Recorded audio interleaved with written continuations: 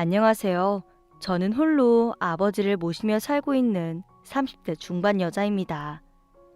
여러분은 인생에서 가장 소중한 게 뭐라고 생각하시나요? 몇몇 분들은 건강이나 그 밖에 다른 것을 생각하기도 하시겠지만 아마 많은 분이 돈이라고 생각하실 것 같아요. 요즘은 돈이면 안 되는 게 없고 돈이 없어서 못하는 일들이 많으니까요. 물론 저도 돈이 얼마나 중요한지 모르는 것은 아닙니다. 제가 일하지 않고도 넉넉하게 살 정도로 유복한 가정에서 태어난 것도 아니고 지금도 매일 일을 하며 돈을 벌고 있으니까요. 하지만 누군가가 저에게 돈이 제일 중요하냐고 묻는다면 그건 아니라고 할 것 같네요. 그건 바로 제가 겪었던 일 때문입니다. 오늘은 그 돈보다도 더 소중한 것을 깨닫는 계기가 되었던 일을 여러분께 얘기해 드리고자 합니다. 말씀드렸지만 저는 그냥 평범한 집에서 태어났습니다. 아버지는 회사원이셨고 어머니는 전업주부셨지요. 아침 일찍 출근하셔서 저녁 늦게 돌아오시는 아버지는 여느 다른 집의 아버지들과 마찬가지셨고 집에서 그 외 나머지 집안일을 돌보시는 어머니도 마찬가지셨습니다. 가끔 TV를 보면 자식을 중하게 여기지 않는 부모나 낳아놓고 방치하는 부모도 있다던데 저희 부모님은 그냥 평범한 분들이셨어요. 저를 많이 사랑해 주셨고 또 가끔은 엄하게 꾸짖으시기도 했지요. 저는 그런 부모님들 밑에서 고등학교 때까지 별탈 없이 자랐습니다. 특별히 잘하는 것은 없었지만 대신 모난 곳도 없어서 친구들과도 두루두루 잘 지냈고 공부도 그럭저럭 했지요. 그렇게 고등학교를 마치고 서울에 있는 대학에 입학했을 때까지만 해도 저는 제 인생이 보통 사람들처럼 계속 평범하게 흘러갈 거라고 생각했습니다. 특별한 행운은 없지만 특별한 불운도 없는 그런 삶일 거라고 생각했어요. 하지만 불행은 아무런 예고도 없이 한순간에 저희 가족에게 들이닥쳤습니다. 제가 대학에 입학하고 얼마 지나지 않았을 때였어요. 아직 만난 지 얼마 되지 않아서 같은 과 동기들과도 서먹서먹할 때여서 다 같이 친해지자는 의미로 MT를 가게 되었지요. MT 자체는 평범했습니다. 그냥 동기들과 게임도 하고 술도 마시면서 서로 친해지는 시간이었어요. 하지만 제가 MT에 가 있는 동안 저희 부모님께는 엄청난 일이 닥치고 말았습니다. 두 분이 갑작스레 교통사고를 당하셨던 거죠. 제가 집에 없으니 모처럼 두 분이 오붓하게 데이트를 하시려던 모양이었더라고요. 차를 타고 교외로 나가는 중이셨는데 마주오던 음주운전 차량이 중앙선을 넘어 부모님의 차량을 들이받았고 두 분은 그 자리에서 숨을 거두셨다고 했습니다. 그렇게 저는 20살 성인이 되자마자 부모님을 모두 잃고 혼자가 되고 말았네요. 부모님이 돌아가시고 첫 해는 정말 어떻게 지나갔는지도 모를 만큼 정신이 없었습니다. 당장 부모님 장례식도 치러야 했고 음주운전에 의한 사고였으니 그 처리도 해야 했지요. 게다가 이제 갓 20살이기는 해도 성인은 성인인지라 재산 문제도 처리해야 했습니다. 친척분들의 도움으로 변호사를 구하고 변호사를 통해 유산 문제도 처리하고 그러고 나니 한 해가 훌쩍 가버리더라고요. 학교는 부모님이 돌아가시자마자 휴학했습니다. 도저히 학교를 다닐 상황이 아니었으니까요. 그렇게 부모님이 돌아가신 후 1년간은 먼저 떠난 부모님을 심적으로, 물질적으로 보내드리는 시간이었습니다. 물론 지금도 부모님을 생각하면 그립고 보고 싶고 그래요. 하지만 그런 부모님을 생각해서라도 더 열심히 살아야겠다고 생각했던 거지요. 그렇게 저는 이듬해 다시 학교에 복학했고 아무 탈 없이 대학을 졸업한 뒤 곧바로 취직까지 성공했습니다. 연애고 뭐고 다른 생각을 할 겨를도 없었고 하고 싶지도 않았어요. 1분 1초가 부모님이 남겨주신 기회라고 생각하면 단 한시도 허투루 살 수가 없었지요. 그렇게 정신없이 몇 해인가를 보냈습니다. 먼저 떠난 부모님의 유산으로 젊은 나이에 집도 있었고 얼마간의 예금도 있어서 먹고 사는 건 크게 문제가 없었어요. 하지만 잠시라도 쉬게 되면 부모님 생각이 날 것 같아서 일부러 더 열심히 일했네요. 굳이 제가 하지 않아도 되는 일인데도 하겠다고 나서는 경우도 있었고 일이 없으면 일을 만들어서 했지요. 그만큼 부모님의 빈자리가 거대해서 한시라도 마음을 놓을 수가 없었습니다. 하지만 웃긴 게 아무리 아프고 슬퍼도 시간 앞에서는 무뎌지기 마련이더군요. 대학을 졸업하고 회사에 취직하고 거기서 정신없이 일하고 부모님이 돌아가시고 10년간은 늘 칼날 위에 서 있는 심정으로 바로 옆을 지나가는 사람에게조차 시선을 돌리지 않았는데 30을 넘기면서 그런 마음이 어느샌가 누그러져 있더라고요. 평생 이렇게 살 수는 없는데 언제까지 부모님을 붙들고 있을 수는 없는데 하는 생각이 들었던 겁니다. 한번 그런 생각이 들고 나니 이렇게 혼자 열심히 일해봐야 뭐하나 하는 회의가 들더군요.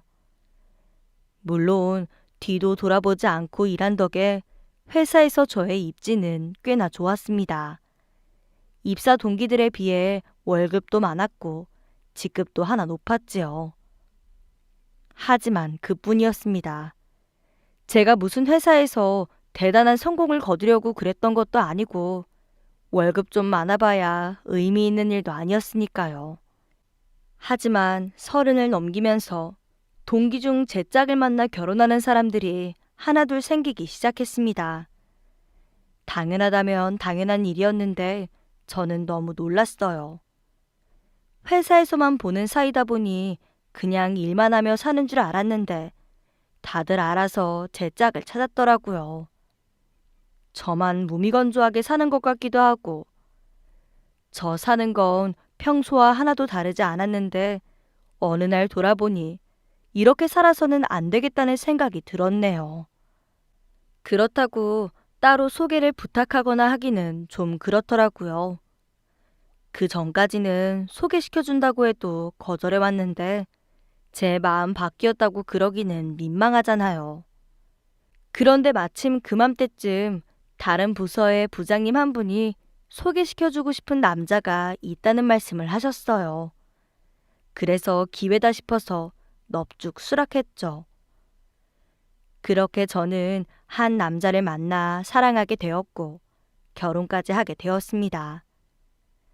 그렇다고 제가 그냥 아무 남자하고 결혼한 건 아니에요.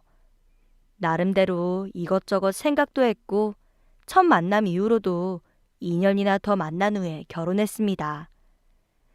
결혼을 결정하게 된 데는 몇 가지 이유가 있었어요. 다른 무엇보다도 제가 결혼을 결심할 수 있었던 이유는 남편이 저에게 지극정성이었다는 점이었습니다. 그건 비단 제 생각만은 아니었어요. 저를 아는 사람들은 하나같이 요즘 세상에 그런 남자 없다라거나 여자를 공주처럼 모시는 남자다 라는 말씀을 정말 많이 하셨거든요.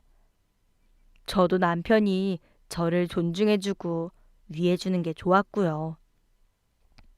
그런데 그것 말고도 제가 결혼을 결심하게 된 데에는 또 하나의 이유가 있었는데 그건 바로 시댁 식구가 많다는 점이었습니다.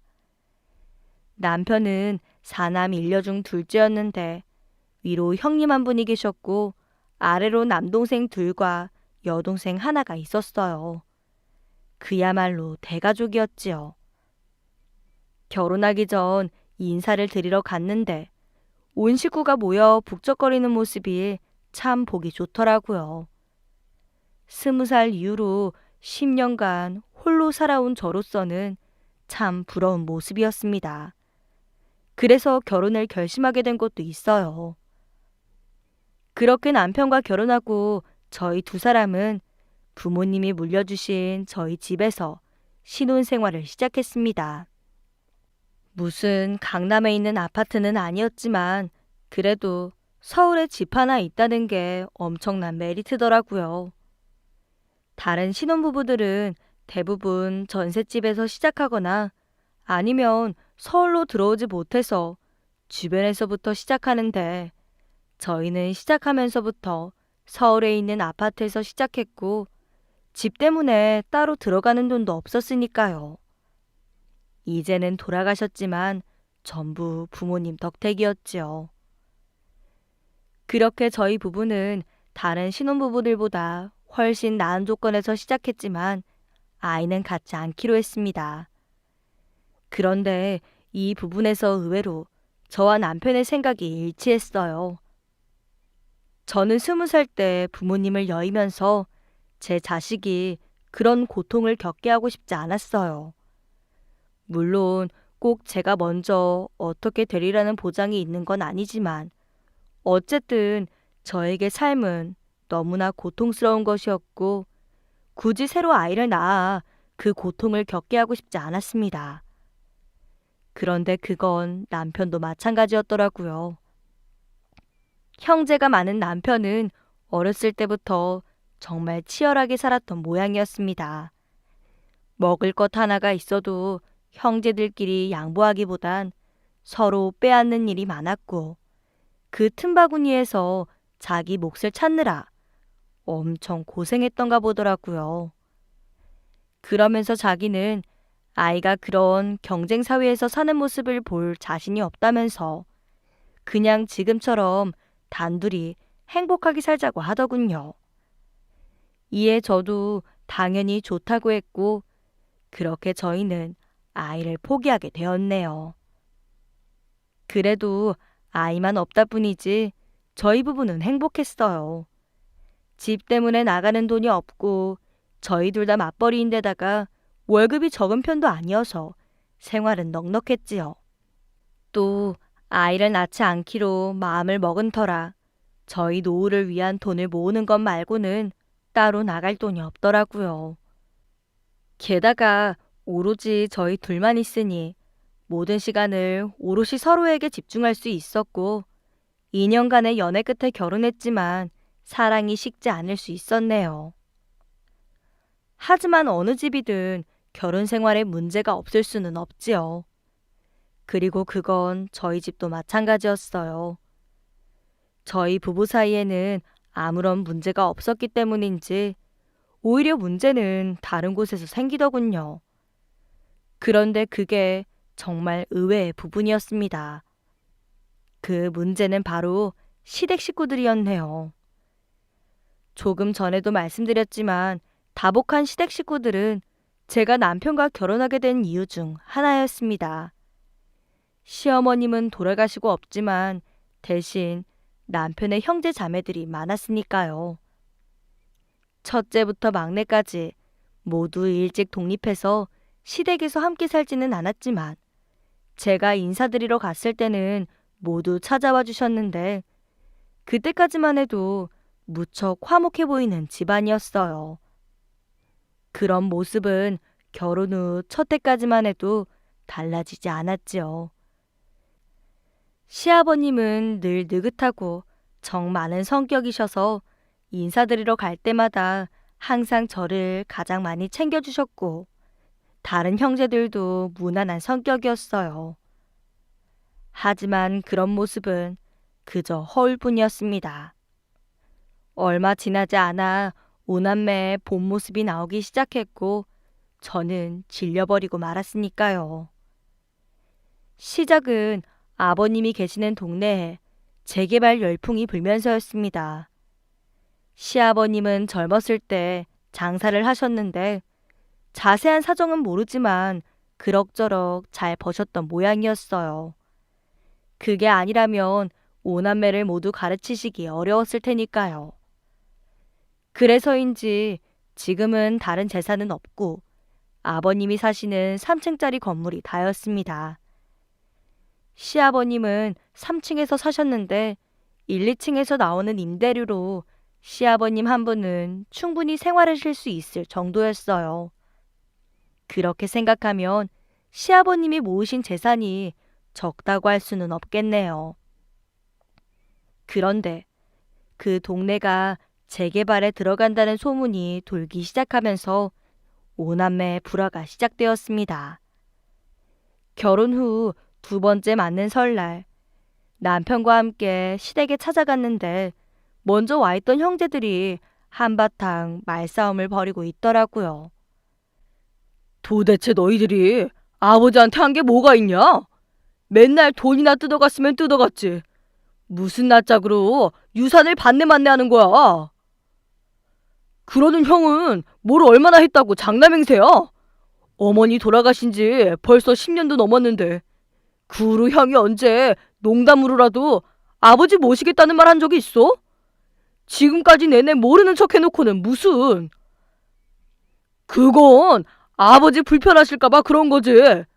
나도 마음 같아선 집으로 모셔와도 100번은 모셔왔을 거라고. 그리고 뭐 꼭 아버지를 모셔야만 효도냐? 너희들 자라는 동안 아버지 어머니 일 나가시면 그 뒷바라지는 다 누가 했는데. 아이고, 누가 들으면 형이 우리 다 키운 줄 알겠네. 말이 나왔으니까 말이지. 형이 도대체 뭘 했는데? 뭐 맛있는 음식 한번 생기면 장남이라고 제일 먼저 가져가고 그렇다고 학비를 대줘봤어 뭘 했어.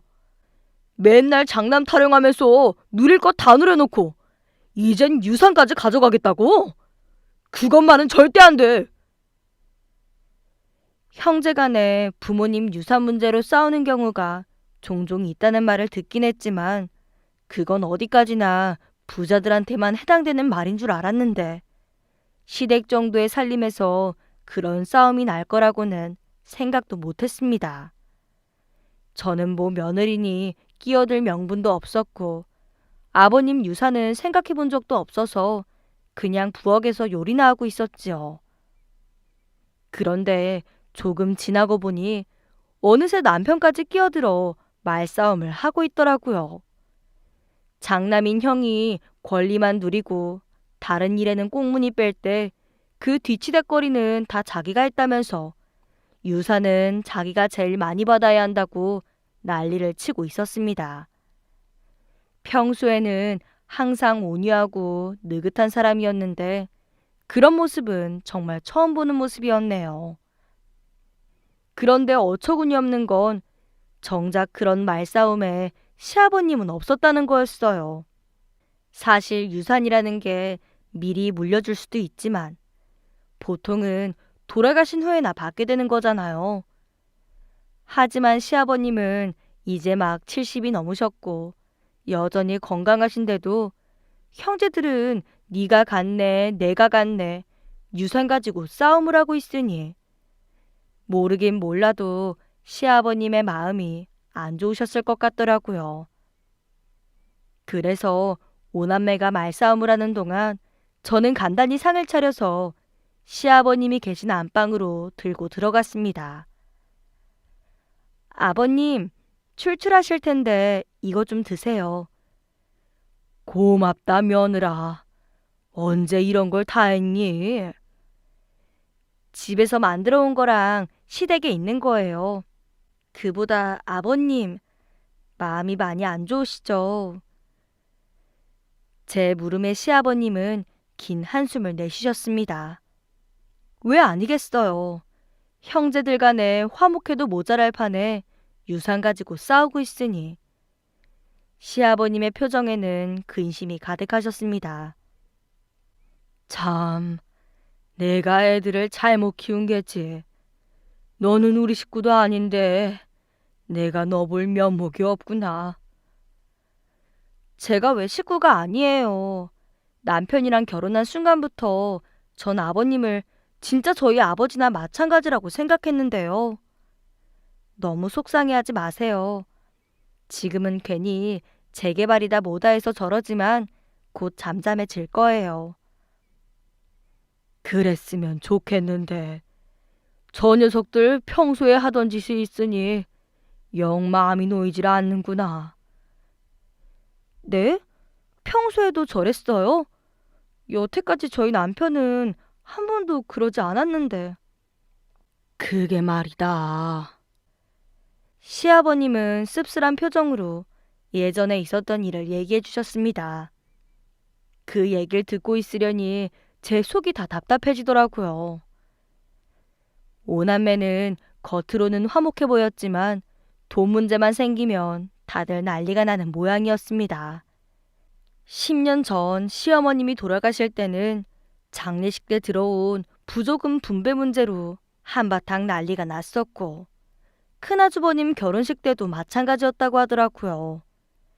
게다가 큰아주버님 결혼하실 때 아버님이 집 얻는 돈에 보태주신 것 때문에 다른 형제들이 난리도 아니었다고 하셨어요. 그래서 그때 그냥 일괄적으로 결혼할 때마다 모두 같은 돈을 주는 걸로 끝내서 제가 결혼할 때는 그런 말이 없었던 것 같던데. 하여튼 조금이라도 돈 나온다는 소리만 들리면 오남매가 저마다 물어뜯고 난리를 치는 모양이었습니다. 그런 말씀을 하시며 제가 차린상에서 약주만 한 잔 드시는데 그 모습이 너무나 안쓰러웠네요. 그날 이후로 오남매는 서로 모일 때만 있으면 시아버님의 유일한 재산인 3층 건물을 누가 가질 건지 싸웠습니다. 그럴 때마다 가만히 얘기를 들어보면 누구 하나 잘한 사람도 없고 크게 잘못한 사람도 없으니 그냥 다 똑같이 나누면 될 것 같은데 그건 또 절대로 그렇게 안 하더라고요. 다들 자기가 더 많이 받아야 할 이유를 귀신같이 찾아와서 얘기했고 또 다른 형제들은 그건 말도 안 된다고 나서는 시기였지요. 그렇게 무려 1년을 만날 때마다 싸우니 듣고 있는 것만도 지치더라고요. 그래서 참다 못해 집으로 돌아온 뒤 남편에게 한마디 했습니다. 여보, 아버님 유산 문제 말인데 내가 나설 일은 아니지만 그냥 다 똑같이 나누면 안 되는 거야? 다들 자기가 받겠다고 싸우면 아버님이 너무 속상하실 것 같아. 그건 당신이 우리 다른 형제들이 어떤 사람들인지 몰라서 하는 소리야. 다들 자기 잘한 것만 기억하지 다른 형제들 사정 봐주는 줄 알아? 뭐 하나 먹을 게 있으면 서로 더 먹겠다고 나서는 사람들이라고. 그러니까 차라리 그냥 처음부터 똑같이 나누면 되잖아. 그게 안 되니까 하는 소리지.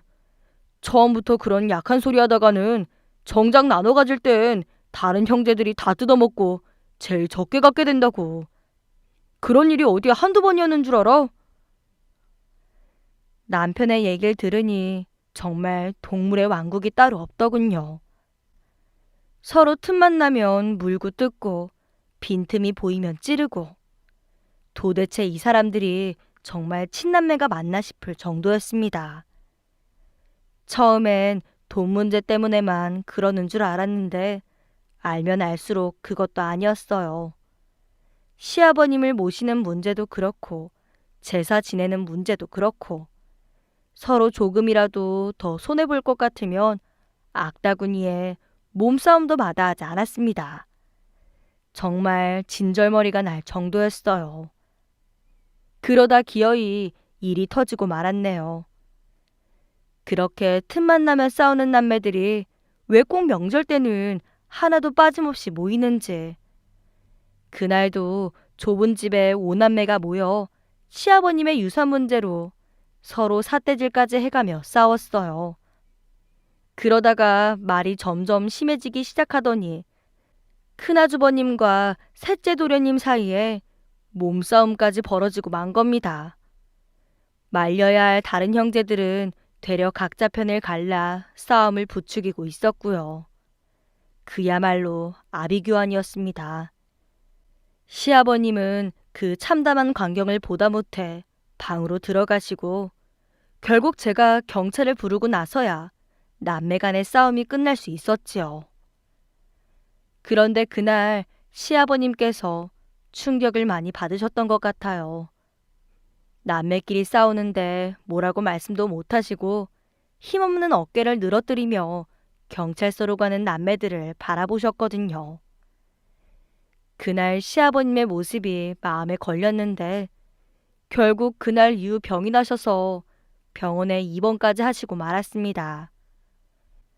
처음엔 시아버님의 병환이 그저 마음에서 온 병인 줄로만 알았어요. 상황이 그렇기도 했지만 평소에 워낙 건강하셨거든요. 연세가 있으신데도 워낙 강골이셔서 잔병 치레도 전혀 없으셨고요. 그래서 조금 안정을 취하시면 괜찮아지겠거니 했는데 어느 날인가 시아버님이 힘없는 목소리로 전화를 주셔서 모두 병원으로 모이라고 하시더라고요. 병원으로 가는 길에는 정말 오만 가지 생각이 다 들었습니다. 사람이 왜 느낌이라는 게 있잖아요. 남매들끼리 만나기만 하면 싸운다는 걸 아시니까 먼저 부르시는 일이 거의 없었는데 왠지 의미심장한 목소리로 남매를 부르시니 뭔가 심상치 않다는 생각을 하긴 했어요. 그런데 막상 병실에 도착하고 보니 제 생각보다 훨씬 심각한 일이었습니다. 아무래도 내가 그리 오래 살지는 못할 모양이다. 의사 선생님 말씀이 길어봐야 1년이라는구나. 순간 저는 너무나 당황했습니다. 그렇게 건강하시던 분이 어디 아프다는 말씀을 들으신 것도 아니고 시한부 선고를 받으셨다는 게 믿어지지가 않았어요. 그런데 저를 제외한 다른 오남매는 전혀 다른 생각을 하고 있더군요. 아버지, 지금 이런 말씀 드리는 게 예의가 아니라는 건 알지만 그래도 장남으로서 할 말은 해야 할 것 같네요. 아버지 유산은 어떻게 하실 생각이세요? 이대로 떠나시면 저희 5남매들 싸움밖에 안 나요. 지금이라도 빨리 뭔가 결정을 내려주세요. 그건 큰오빠 말이 맞아요, 아버지. 아버지는 저희가 잘 모실 테니까 건물은 얼른 처분해서 나눠줘요. 지금이 제일 가격이 좋을 때란 말이에요. 정말 할 말이 없더군요. 부모 살 날이 1년밖에 안 남았는데 한다는 소리가 건물 빨리 처분하라니. 제 식구 같았으면 당장 나서서 한마디 했을 텐데 차마 그러지도 못했습니다. 그런데 시아버님은 거기다 대고 또 대답을 해주시더라고요. 너희 말대로 건물은 바로 처분할 생각이다. 상속도 바로 하고. 다만 너희들 누구 하나 내 자식 아닌 녀석이 없으니 나누는 건 공평하게 나눠주마. 그렇게 치고받고 하던 남매들이 시아버님 입에서 똑같이 나눠준다는 말이 나오자 그제야 조용해지더군요. 그리고 정말로 한 달도 안 되는 사이에 시아버님은 건물을 처분하셨습니다. 그때가 되니까 정말 시아버님이 돌아가신다는 게 실감이 나더라고요. 그래서 남편에게는 따로 말하지 않고 퇴근한 뒤에는 꼭 시아버님이 계신 병원에 찾아가 문안을 드렸습니다. 함께 있었던 시간이 그리 길지는 않았지만 늘 저만 보면 딸처럼 살갑게 대해주시던 시아버님이 곧 돌아가신다고 생각하니까 하루가 아깝더라고요. 저희 부모님은 미처 이별할 새도 없이 떠나 보내드렸지만 시아버님만큼은 절대로 외롭게 떠나시게 하고 싶지 않았습니다. 하지만 1년밖에 남지 않았다는 말씀과는 다르게 시아버님의 상태는 생각보다 괜찮았어요. 식사도 잘하시고 제가 준비해드리는 과일도 잘 잡수셨지요. 무엇보다 말씀하시는데 기력도 괜찮아 보이셨고 종종 제 얘기에 웃음도 터뜨리셨어요. 도저히 시한부 판정을 받은 분 같지 않더라고요. 저는 그 모습을 보며 아버님도 나름대로 마지막을 준비하시면서 골치 아프던 유산 문제까지 해결하시니 마음이 홀가분하신가 보다 라고만 생각했네요. 그 후로 시아버님은 꼬박 한 달을 더 병원에 입원하셨습니다. 저는 더 계시라고 말씀드렸지만 시아버님은 더 있어봐야 의미도 없다며 굿이 퇴원하시더라고요. 그때가 마침 건물이 팔려서 이사를 해야 하는 상황이라 시아버님이 퇴원하시기 바로 전날 오남매가 시댁에 모여 이사 준비를 하게 되었습니다. 저는 마침 그날 일이 늦게 끝나서 좀 늦게 시댁에 도착했어요. 그런데 도착해보니 오남매의 분위기가 영 심상치 않더라고요. 제가 들어가자마자 뭔가 나쁜 짓을 하던 아이들처럼 후다닥 자리를 정리하더니 다 흩어지는 모습을 봤거든요. 아무래도 이상하다 싶어 남편한테 제가 없는 사이에 혹시 무슨 얘기 했냐고 물었지만 그냥 별 얘기 없었다고만 하는데 표정은 아무리 봐도 별 얘기 없었던 사람은 아니었습니다. 하지만 대답을 하지 않으니 알 수도 없고 그래서 그날은 찜찜함을 남긴 채 끝이 났네요. 그리고 다음 날 원래는 남매들이 이삿짐을 보내는 사이에 저는 따로 아버님을 모셔오기로 했습니다. 그런데 남편이 이건 집안일이니까 당신은 먼저 집에 가 있어라면서 굳이 저를 보내더라고요. 게다가 다른 남매들까지 일은 다 끝났으니 일손은 더 필요 없다며 웬일로 한 목소리로 저를 집에 보내니 어쩔 수 없이 먼저 집으로 돌아오게 되었지요. 그런데 집으로 돌아오는 길에 문득 누가 시아버님을 모시기로 한 건지 못 들었다는 생각이 들더라고요. 마음 같아서는 저희 집으로 모시고 싶었지만 남편이 워낙 반대했거든요. 그러면 도대체 누구네 집으로 가시나 싶어서 남편에게 전화를 걸었습니다. 그런데 전화를 받은 남편이 이상하게 허둥대더라고요. 당신 왜 말을 제대로 못해? 아버님 누가 모시기로 했냐니까? 그게 당신은 이제 신경 쓸 거 없어. 아버지는 우리 남매가 알아서 할 테니까. 순간 뒷골이 띵하는 느낌이 들었습니다. 이건 도저히 말을 얼버무릴 상황이 아닌데 그러니 이거 뭔가 있구나 싶더라고요.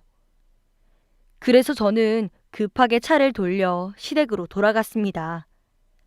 갔더니 이미 짐은 모두 빠져나간 상태였는데 남매는 모두 거기 있는데 정작 시아버님은 안 보이셨어요. 여보, 아버님은? 아버님은 어디 계셔? 그러자 마치 기다렸다는 듯 남편을 포함한 오남매가 저를 외면한 채 그대로 돌아가 버리더군요. 그제야 아차 싶었습니다. 설마 자기들 부모님을 그렇게까지 할까 싶어서 모른 척하고 있었는데 이 오남매는 유산을 받았다고 자기 아버지를 외면해버린 거였어요. 저는 곧바로 병원에 전화부터 했습니다. 하지만 시아버님은 이미 퇴원 수속을 마친 상태셨어요. 그럼에도 저는 누가 퇴원 수속을 했는지 어디로 갔는지 자세히 물었습니다. 확인해보니 퇴원 수속은 저희 남편이 했더라고요. 그래서 끝내 모른 척하고 있는 남편을 붙잡고 물었습니다. 지금 아버님 어디 계셔? 어디 계시냐고! 당신이 왜 우리 집 일에 나서? 아버지는 우리 남매가 알아서 한다니까. 그걸 지금 말이라고 해? 어떻게 자식들이 이럴 수가 있어? 아버님 병실에 계실 땐 찾아오지도 않더니 유산 받았다고 이제 나 몰라라 하는 거야? 당신이 사람이야? 뭐? 당신 지금 말 다 했어? 우리 아버지야. 당신 아버지가 아니라고. 당신이 뭔데 나서서 이래라 저래라야. 우리 남매도 할 만큼 했어. 아버지도 살 만큼 사셨고. 그럼 다 됐잖아. 당신 정말 무섭다. 당신이 이렇게 무서운 사람인 줄 몰랐어. 그것도 모르고 덜컥 결혼까지 한 내가 바보지. 나 이제 당신 더 이상 사람으로도 안 보인다. 내가 뭐 어때서? 나부터 살아야 부모도 있는 거지. 다른 사람은 다를 줄 알아? 당신도 나 같은 상황이 되면 똑같이 행동할걸. 난 안 그래. 빨리 말해. 아버님 어디 계신지 빨리 말하라고. 그러자 남편은 버럭 화를 내며 혼자 성인군자인 척한다며 잘해보라는 말과 함께 시아버님이 계신 곳을 알려주더군요. 그런데 그 위치가 참 경부고속도로에 있는 졸음 쉼터였습니다. 저는 당장 차를 몰아 시아버님이 계신다는 곳으로 갔습니다. 여기저기 이동하고 남편과 실랑이를 벌이는 통에 시간도 많이 늦어져서 어느덧 해가 저물어 가더라고요. 마음은 급한데 차는 막히고 평소에는 1시간 남짓밖에 안 걸릴 거리가 그때는 평생처럼 느껴졌네요. 그렇게 졸음쉼터에 도착하니 시아버님이 간이 화장실 옆에 혼자 쪼그려 앉아 계시더라고요. 그 모습을 보는데 저도 모르게 왈칵 눈물이 쏟아졌습니다.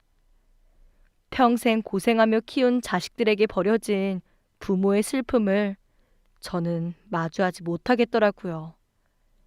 그래서 시아버님과 눈이 마주치고도 차마 입을 열지 못했습니다. 아가, 네가 여기는 어떻게 알고?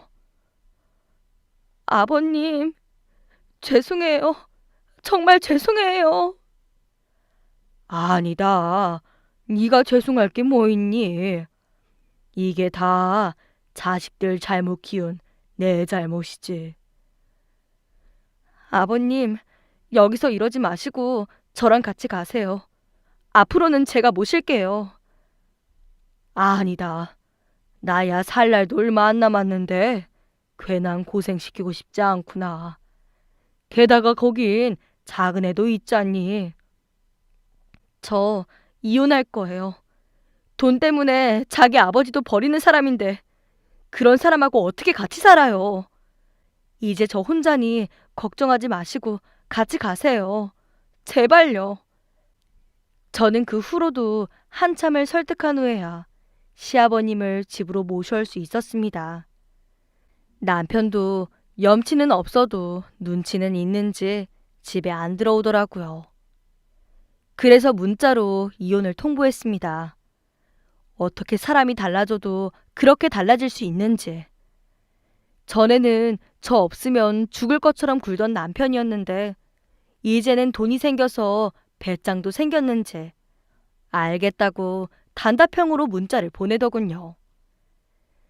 이후 남편과의 이혼은 일사천리로 진행되었습니다. 결혼한 후에도 각자 번 돈을 관리해서 재산 분할도 시비거리 없이 순식간에 서류가 처리되었고 1개월간의 숙려기간이 지난 후에 최종적으로 이혼 신고까지 마쳤지요. 그동안 시아버님은 계속 제가 모셨고요.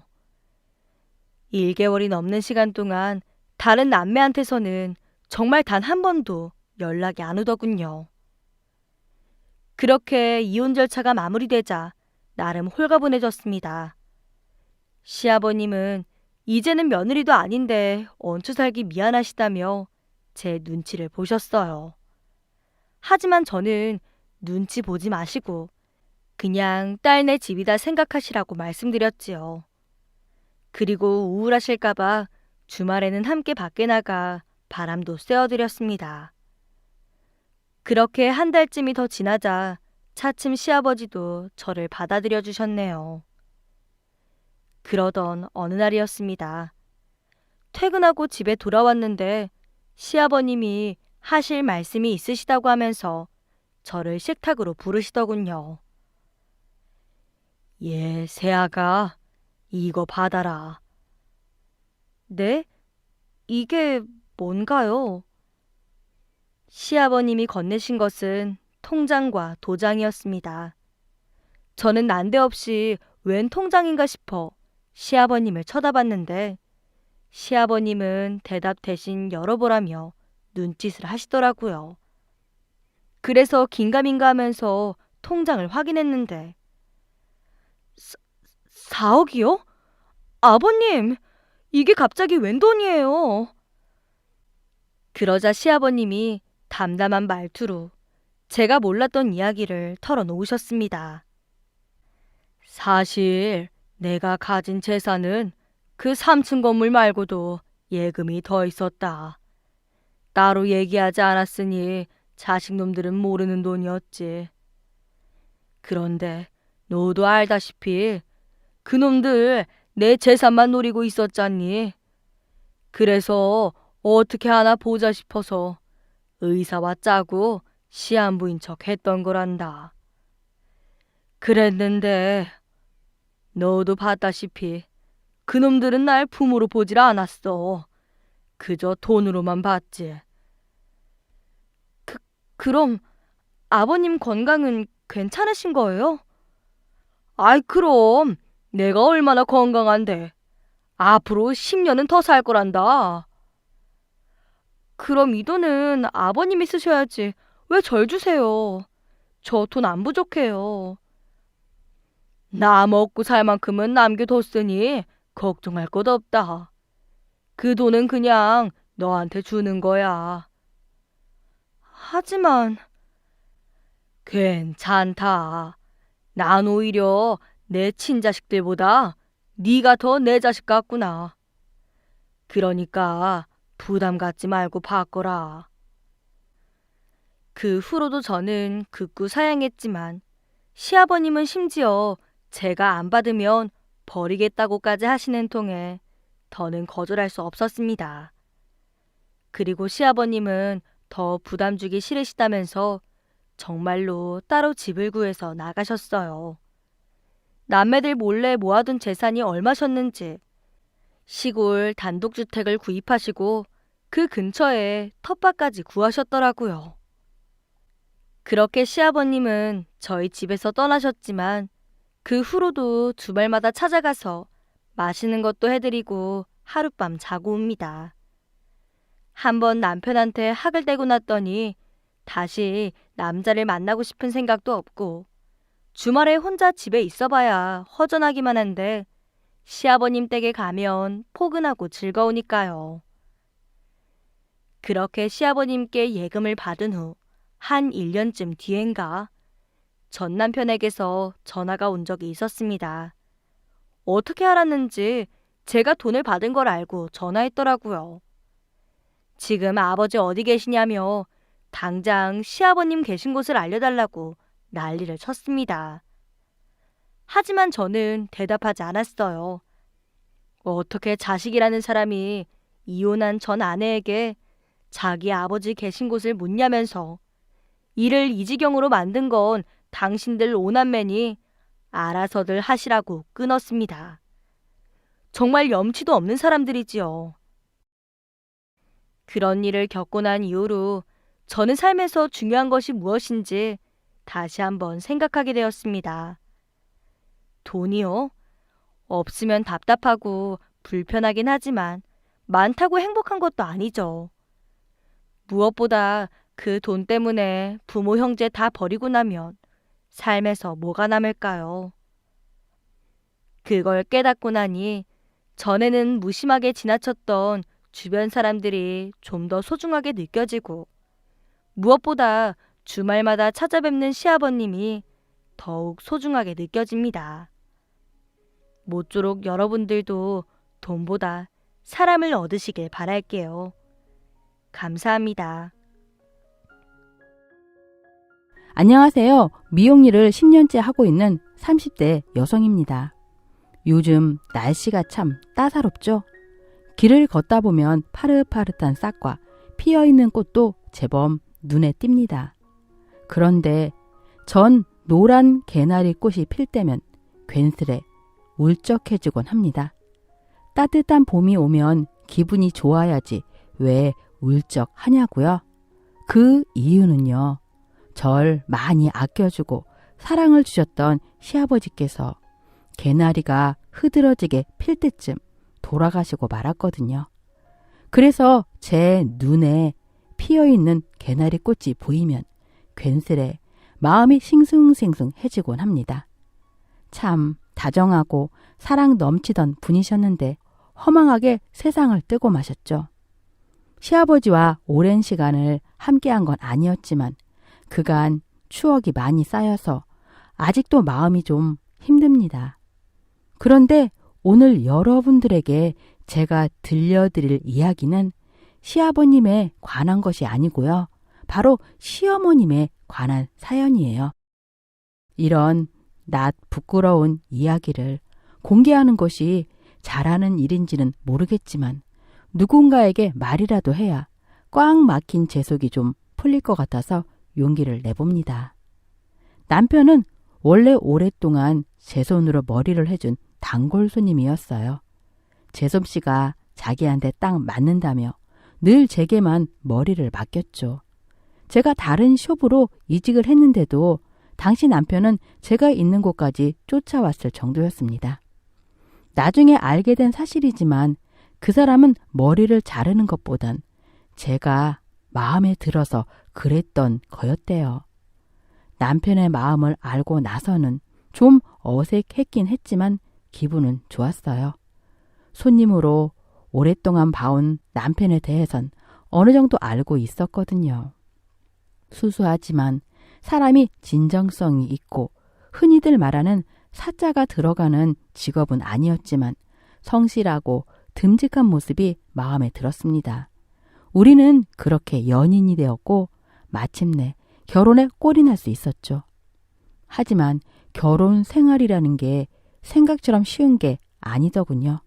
신혼의 단꿈이 금이 가기 시작한 건 남편과의 문제 때문이 아니라 바로 시어머니 때문이었어요. TV에서나 보던 고부간의 갈등이나 시집살이가 진짜 제게도 일어날 줄은 상상하지 못했습니다. 남편과 연애를 하면서 시어머니를 몇 번이나 뵀지만 이런 분인지는 정말 몰랐거든요.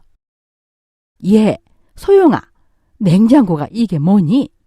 대체 음식은 뭘 해먹고 사는 거야? 이렇게 냉장고가 텅텅 비어서 네 남편 밥이라도 제대로 챙겨주기나 하니? 그럼요. 요샌 시켜먹는 음식도 잘 돼 있잖아요. 오빠도 사 먹는 음식 좋아하기도 하고요. 그래서 음식 재료는 잘 사다 놓지 않는 편이에요. 그게 무슨 소리냐? 아무리 그래도 여자가 남자한테 따뜻한 음식을 해먹여야지. 그래야 바깥에서 돈 버는 사람이 힘이 나지. 네? 어머니, 요새 그런 말이 어딨어요. 그리고 저도 오빠랑 똑같이 바깥에서 돈을 버는걸요. 얘는 시어머니가 말을 하면 네, 알겠습니다 하지는 못할 망정 따박따박 말대꾸만 할 셈이니? 네? 아니요. 제 말은 그게 아니라 가깝게 살고 있는 시어머니는 툭하면 저희 집에 오셔서는 잔소리를 늘어놓고 가십니다. 처음에는 살림에 서툰 제게 가르쳐 주시느라 그런 줄 알고 참았죠. 그런데 시간이 지날수록 시어머니의 잔소리가 늘어만 가는 겁니다. 좋은 소리도 자꾸 들으면 싫은 법인데 시도 때도 없이 쏟아지는 핀잔과 면박이 좋을 리가 있겠어요? 참다 못한 저도 과일을 가지고 잔소리를 하는 시어머니에게 한마디를 했죠. 그 사건이 시어머니와의 갈등에 불을 댕기는 도화선이 될 줄이야 누가 알았겠습니까? 예, 누가 참외 껍질을 이렇게 두껍게 깎아? 이렇게 깎으면 절반은 버린 거지. 어휴, 얘는 큰아이 먹도록 과일 깎을 줄도 모르고 널 어쩌면 좋니? 어머니, 근데요, 과일 깎을 줄 모르면 나이를 허투루 먹은 거예요? 뭐? 제가 과일은 잘 못 깎아도 사람 머리는 정말 잘 깎거든요. 그럼 된 거 아니에요? 얘가 지금 뭐라고 그러니? 어머니가 하도 저한테 구실 못하는 사람처럼 취급을 하니까 궁금해서 그래요. 정말 살림 못하면 당신이 되는 거예요? 스트레스가 차곡차곡 쌓여서인지 그날따라 반항심이 확 드는 겁니다. 열심히 과일을 깎아서 대접을 했더니만 좋지 못한 소리만 들으니까 부하가 치밀었다랄까요? 그래서 저도 마음 먹고 한마디를 한 거죠. 그랬더니 시어머니가 성난 황소처럼 노발대발 하는 겁니다. 야, 너 지금 나한테 대드니? 시애미가 우습게 보여? 과일 아까우니까 잘 깎으란 말이 그렇게 고깝게 들리니? 이럴 거면 뭐하러 시집와서는 듣기 싫은 말 들으면서 살고 있니? 됐다. 다 집어치워라. 창성이랑 그냥 이혼하고 따로따로 살아라. 과일 상까지 엎으며 느닷없이 역정을 내시는데 정말 당황스럽더라고요. 그냥 한마디 했을 뿐인데 이렇게까지 화를 내실지 몰랐죠. 전 너무 당혹스러운 마음에 얼른 사과를 드렸습니다. 아니요, 어머니 그런 뜻이 아니라요. 아무튼 죄송해요. 제가 너무 버릇없이 굴었죠? 앞으로는 조심할게요. 화 푸세요. 너 정말 어른한테 이러는 거 아니다. 다 좋은 마음으로 하는 말인데 고깝게 듣기 시작하면 전부 잔소리로 들리는 법이야. 다시는 이러지 마라. 그땐 정말 가만히 있지 않을 거다. 네, 알겠어요, 어머니. 전 불같이 화를 내는 시어머니에게 잔뜩 주눅이 들고 말았습니다. 한없이 상냥하신 분인 줄로만 알았는데 이렇게 잔소리가 심하고 성질이 고약한 사람인지는 몰랐습니다. 전 그 사건 이후로 시어머니에게 꽉 잡혀 살 수밖에 없었어요. 시어머니의 시집살이는 그때부터 본격적으로 시작됐다고 해도 과언이 아닙니다. 전 일을 하고 돌아와도 혹시 시어머니의 불시 가정 방문이 있지는 않을까 마음 편하게 쉬지도 못했어요.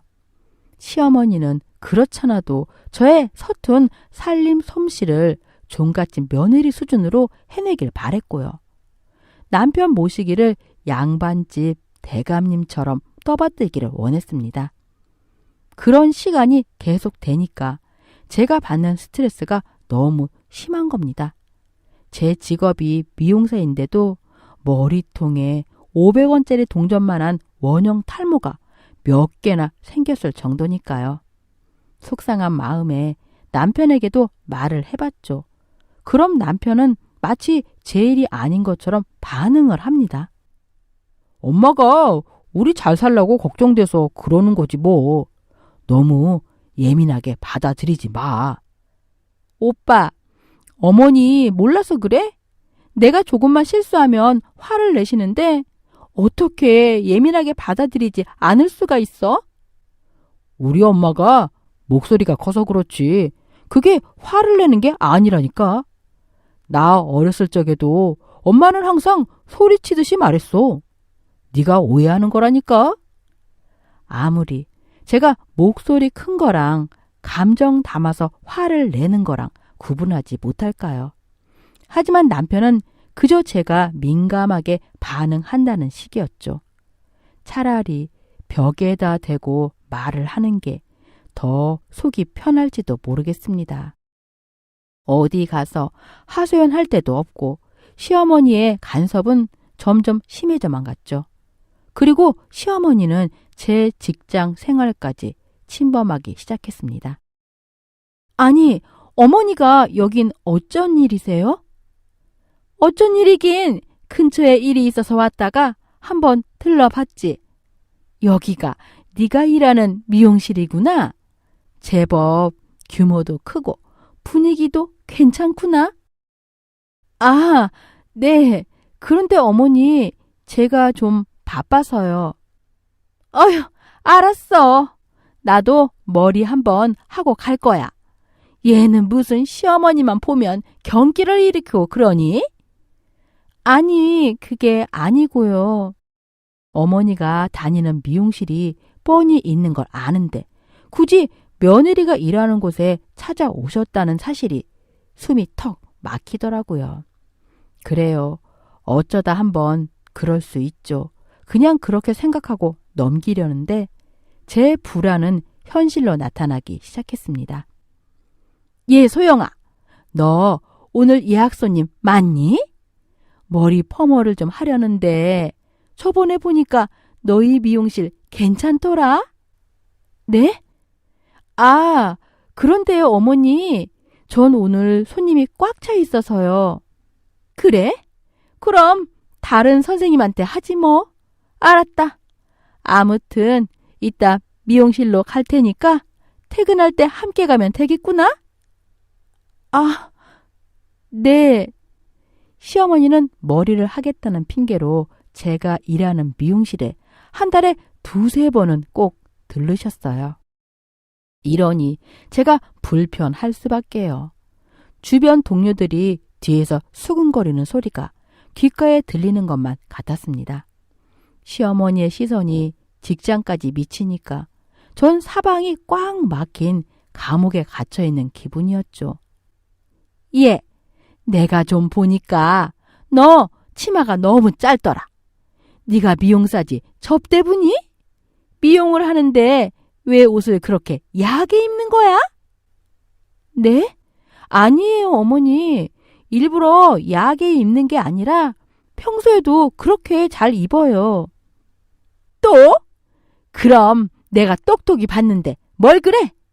여자는 자고로 첫째도 조신, 둘째도 조신이야. 어디 서방이 눈 시퍼렇게 뜨고 있는데 남한테 허연 살 내보이면서 교태를 부려? 교태라뇨? 제가 손님한테 왜 교태를 부려요? 살살 눈웃음 치면서 말도 걸고 그러던데 뭘. 그냥 머리만 잘라주면 되지. 무슨 말을 그렇게 섞어? 그건 단골 손님이니까 그런 거죠. 시끄럽다. 아무튼 난 그 꼴 못 보니까 계속 그럴 거면 그 직장 그만둬라. 네가 벌면 얼마나 번다고? 차라리 집에 들어와서 나한테 살림이나 배우는 게 낫겠다. 정말 답답해 죽겠습니다. 시어머니의 참견은 제 일상을 무너뜨리고 있었습니다. 너무 숨이 막혀서 미칠 것 같았죠. 그런데 그런 절 이해해 준 건 남편이 아닌 바로 시아버님이셨어요. 어허, 새애기 일하는 데까진 왜 찾아가서 왜 야단이야? 소영이가 어린애도 아닌데 당신이 직장까지 찾아가면 되겠어? 아유, 당신은 여자들 하는 일에 왜 끼어들고 그래요? 내가 가만히 보니까 당신 하는 짓이 아주 웃겨서 그래. 우리 어머니 일찍 돌아가셔가지고 시집살이가 뭔지도 모르는 당신이 며느리를 아주 독하게 잡는 걸 보니까 웃겨서 그런다고. 뭐예요? 당신 말 다 했어요? 아무튼 애들 결혼시켰으면 알아서 하게 내버려 둬. 당신 또 한번 애먼 며느리 잡는 모습 보이면 나도 가만히 있지 않을 거야.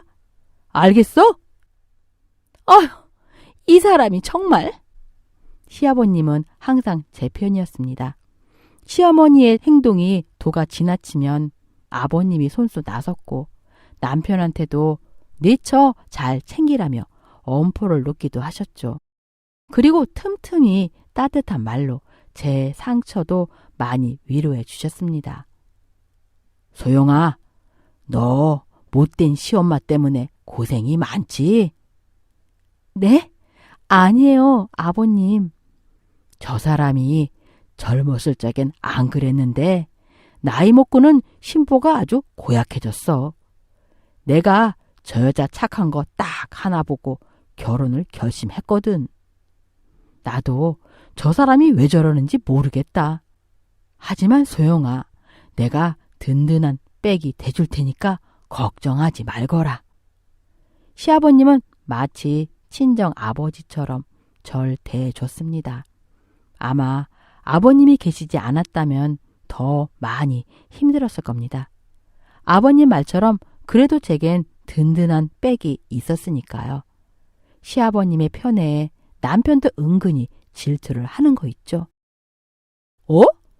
당신 핸드폰 케이스 바꿨어? 못 보던 건데? 그런데 디자인이 너무 촌스럽다. 응, 이거 아버님이 주신 거야. 뭐? 아버지가? 아버지가 당신한테 핸드폰 케이스를 주셨다고? 응, 지난번에 내 핸드폰이 뭐냐고 물으시더니 지나가다 내 생각 났다면서 사주셨어. 와, 진짜? 우리 아버지 참 무뚝뚝하신 분인데 직접 핸드폰 케이스를 고르셨다고? 와, 대단하네. 당신은 좋겠다. 시아버지 사랑을 듬뿍 받아서. 그럼 당연히 좋지. 남편 사랑도 못 받아 시어머니 사랑도 못 받는데 시아버지 사랑이라도 잔뜩 받아야지. 아이 참, 왜 또 말이 그쪽으로 가냐? 그렇습니다. 그런 시아버지의 관심과 사랑 덕택에 독한 시집살이 버틸 수 있었습니다. 제게 시아버지란 존재는 컴컴한 터널 속 한 줄기 빛과 같았으니까요. 그런데 그렇게 영원히 제 편이 돼주실 것만 같던 시아버지가 허망하게도 제 곁을 떠나버리고 말았습니다. 운동 삼아 산책을 하시던 아버님이 갑작스런 심장마비로 길 위에서 쓰러지고 말았어요. 거기엔 유독 개나리 나무가 많아서 길이 온통 개나리 꽃으로 덮여 있었거든요. 갑자기 심장이 고장난 아버님은 그 위로 풀썩 쓰러지고 만 거죠. 행인에게 발견돼 급하게 병원으로 옮겼지만 아버님은 눈을 뜨지 못했습니다. 그렇게 작별 인사도 하지 못한 채 세상을 뜨고 마셨죠. 그 소식을 처음 들었을 땐 모두 거짓말처럼 느껴졌어요. 어제까지만 해도 건강한 목소리로 통화하신 분인데 갑자기 세상을 떠났다는 게 믿기지가 않았죠. 아버님의 죽음이 현실이라는 것을 깨닫자마자 엄청난 슬픔이 저를 덮치더군요. 절 아껴주고 사랑해준 사람을 이제 더 이상 볼 수 없다는 사실이 감당하기 힘들었어요. 무슨 정신으로 아버님의 장례를 치렀는지도 모르겠습니다. 남편도 시어머니도 하늘이 무너진 것처럼 슬퍼했죠. 그런데 발인을 하루 앞둔 날, 더 이상의 조문객이 찾아오지 않는 새벽이었습니다. 전 시어머니가 커다란 솥에서 시뻘건 육개장을 한가득 퍼가지고는 밥을 말아서 허겁지겁 먹는 모습을 보았습니다. 이틀이나 곡을 했으니까 당연히 시장하시겠죠. 아무리 슬퍼도 배가 고픈 건 어쩔 수 없으니까요. 그런데 제 눈에는 그 모습이 왜 그렇게 소름 끼치게 보였는지 모르겠습니다. 순간 시어머니와 눈이 마주칠까봐 못 본 척하고 돌아섰는데 밥숟가락을 입에 넣는 시어머니의 모습이 머릿속에서 떠나질 않는 거예요. 참 이상하죠. 그런데 가만히 생각해 보니까 이상하게 보이는 시어머니의 행동은 그뿐만이 아니었어요.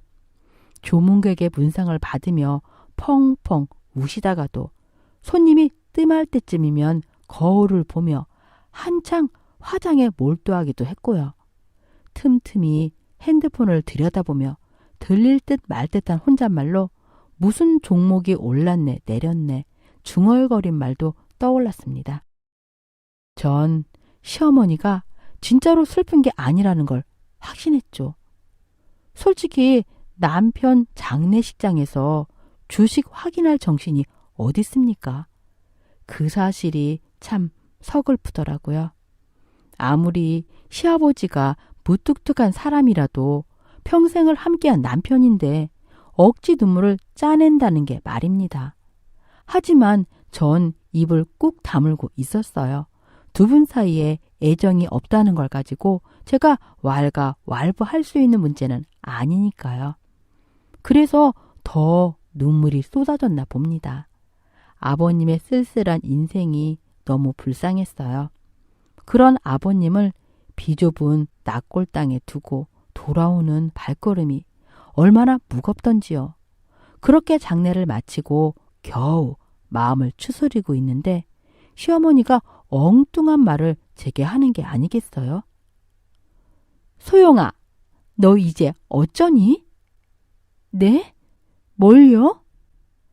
너 지켜주던 시아버지가 없어서 어쩌냐고. 네 아버지는 맨날 네 역설만 들었잖니. 내가 너한테 잔소리 한마디라도 하면 어찌나 길길이 날뛰던지.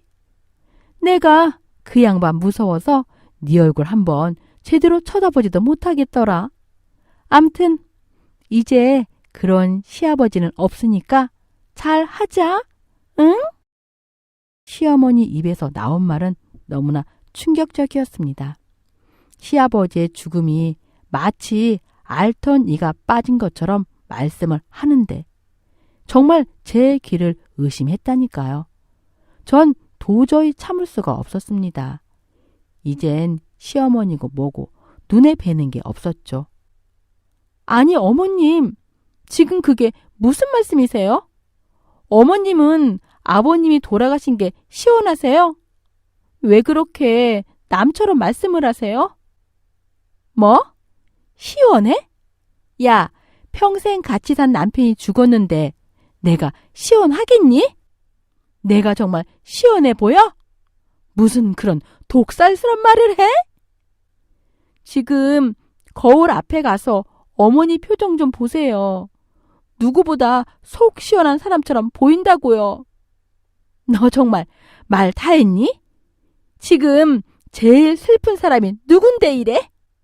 항상 너 싸고 드는 시아버지가 돌아가셨으니까 너무 허전해하지 말라는 건데 그걸 또 그렇게 고깝게 들었단 말이야? 너 정말 안 되는 애구나? 네? 저 원래 그런 애예요. 그러니까 앞으로 제 인생에 상관하지 말고 사세요. 뭐라고? 이제 시아버지가 죽고 없으니까 의절이라도 하고 살자는 말이냐?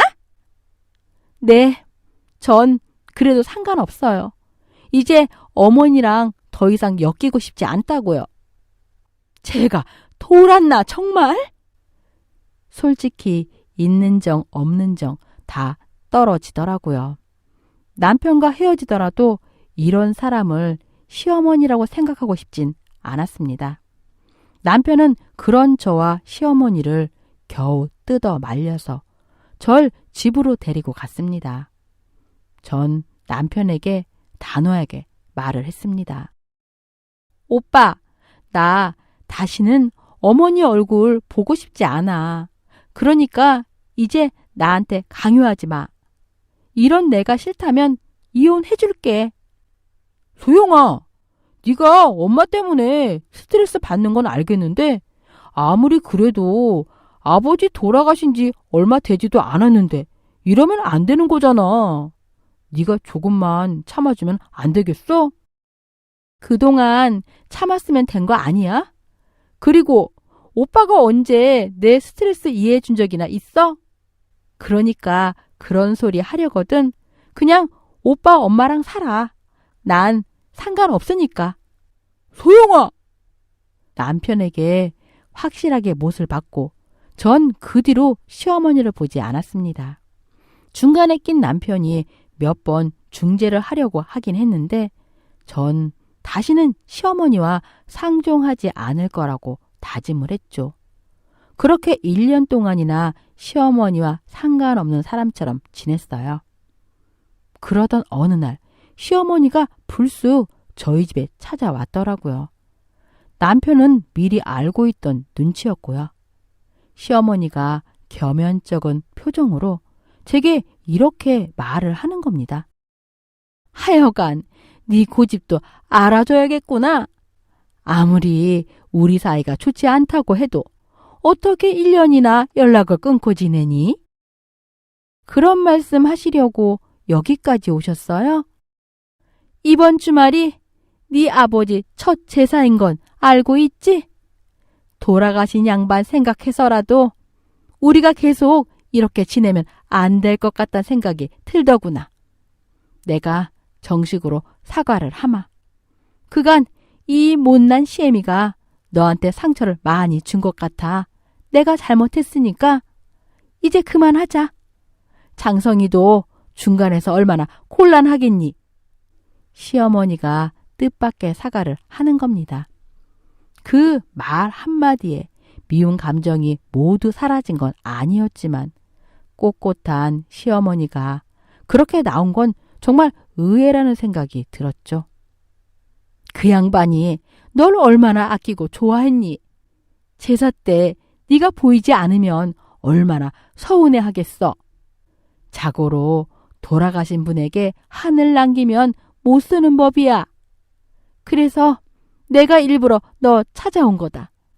우리 이제 속에 묵힌 거 털어내면서 예전처럼 지내보자꾸나. 그렇게까지 말을 하니까 받아들이지 않을 수가 없더라고요. 시아버지의 첫 제사도 마음에 무척 걸렸고요. 아버님이 제 얼굴 보려고 멀리서 오실 텐데 제가 없으면 정말 많이 아쉬워하실 거라는 생각이 들었습니다. 제사 준비는 내가 다 할 테니까 넌 걱정 말고 제사에만 참석해라. 그 양반 첫 제사라서 내가 준비를 많이 했어. 알겠어요. 그럼 그날 시간 맞춰서 갈게요. 전 못 이기는 척 승낙을 했죠.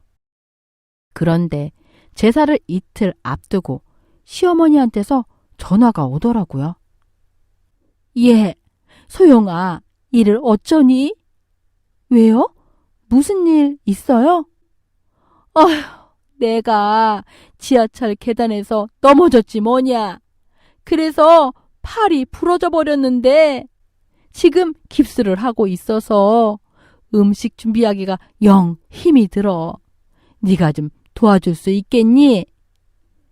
팔이 다쳤다며 제사 준비를 도와달라는 겁니다. 솔직히 좀 미심쩍긴 했지만 기왕 시아버지 제사에 참석하기로 한 이상 도울 수밖에 없었죠. 제사 준비를 하기 위해서 부랴부랴 시어머니 댁에 갔습니다. 시어머니는 오른팔에 깁스를 하고 계셨고 제사 음식은 하나도 준비가 안 된 상태였어요. 전 시아버지의 첫 제사를 초라하게 지내고 싶지 않았습니다. 어머니, 그럼 뭐부터 해야 하죠? 전부터 부쳐야 하나? 떡은 맞췄어요? 육전도 하실 거죠? 응, 일단 장부터 봐야 할 것 같아. 내가 하나하나 알려줄 테니까 네가 좀 사오너라. 어머니가 알려준 대로 음식 재료를 사왔고 정신없이 음식 준비를 했어요. 시간은 촉박해 죽겠는데 시어머니는 옆에서 잔소리를 하기 시작하는 겁니다. 예, 천을 그렇게 두껍게 붙이면 어떡해? 제사 음식은 모름지기 정성이 전부야. 제사는 정성으로 시작해서 정성으로 끝나야 한다고. 그래야 가족들이 복을 받고 화도 면하고 그러는 거야. 도와주지 못할 거면 괴롭히지나 말지. 밉상 시어머니가 딱 그랬어요.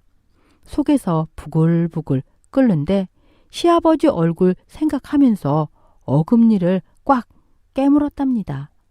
제사 음식 가짓수는 셀 수도 없이 많았습니다.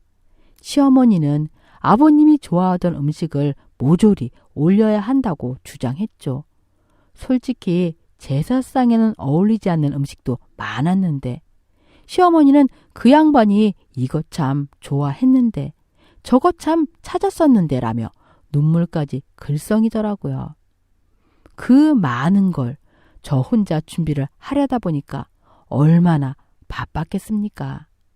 하지만 아버님을 생각하는 시어머니의 마음이 갸륵해서 힘든 줄 모르고 열심히 준비를 했죠. 그런 시어머니를 보니까 제가 오해한 것도 좀 있었나 싶더라고요. 그리고 제사 당일이 됐습니다. 그런데 웬 스님 한 분이 찾아오신 게 아니겠어요? 제가 의아해하고 있는데 시어머니가 스님을 반기는 겁니다. 아이고, 오셨어요, 스님. 저희 남편이 한이 참 많습니다. 부디 잘 좀 부탁드리겠습니다. 네, 걱정 마십시오. 정성으로 극락왕생을 빌겠습니다. 알고 보니 시어머니가 아버님을 위해 근처 절에 계신 스님에게 불경을 부탁한 것이었어요. 솔직히 어머님의 그런 정성에 깜짝 놀라고 말았죠. 떠난 아버님을 조금도 그리워하지 않을 거라고 생각했는데 저렇게 제사를 정성스럽게 모시려는 걸 보면 제가 잘못 생각한 모양입니다. 그런데 시어머니의 태도가 좀 이상했어요. 스님의 불경이 끝나고 본격적으로 제사를 지내려는데 시어머니가 팔이 아프다며 자꾸 안방에서 나오질 않는 겁니다. 어차피 모든 준비는 다 돼 있었고 이제 지켜보기만 하면 되는데 참석 자체를 하지 않으려는 태도가 정말 이상했죠. 고개를 갸웃거리던 남편도 그런 시어머니를 설득했습니다. 아니 엄마, 이제 할 것도 없는데 아버지 보셔야죠. 아휴, 내가 팔도 아프고 머리도 아프고 그래서 그래.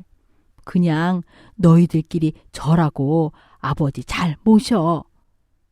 그냥 앉아 계시지도 못하겠어요?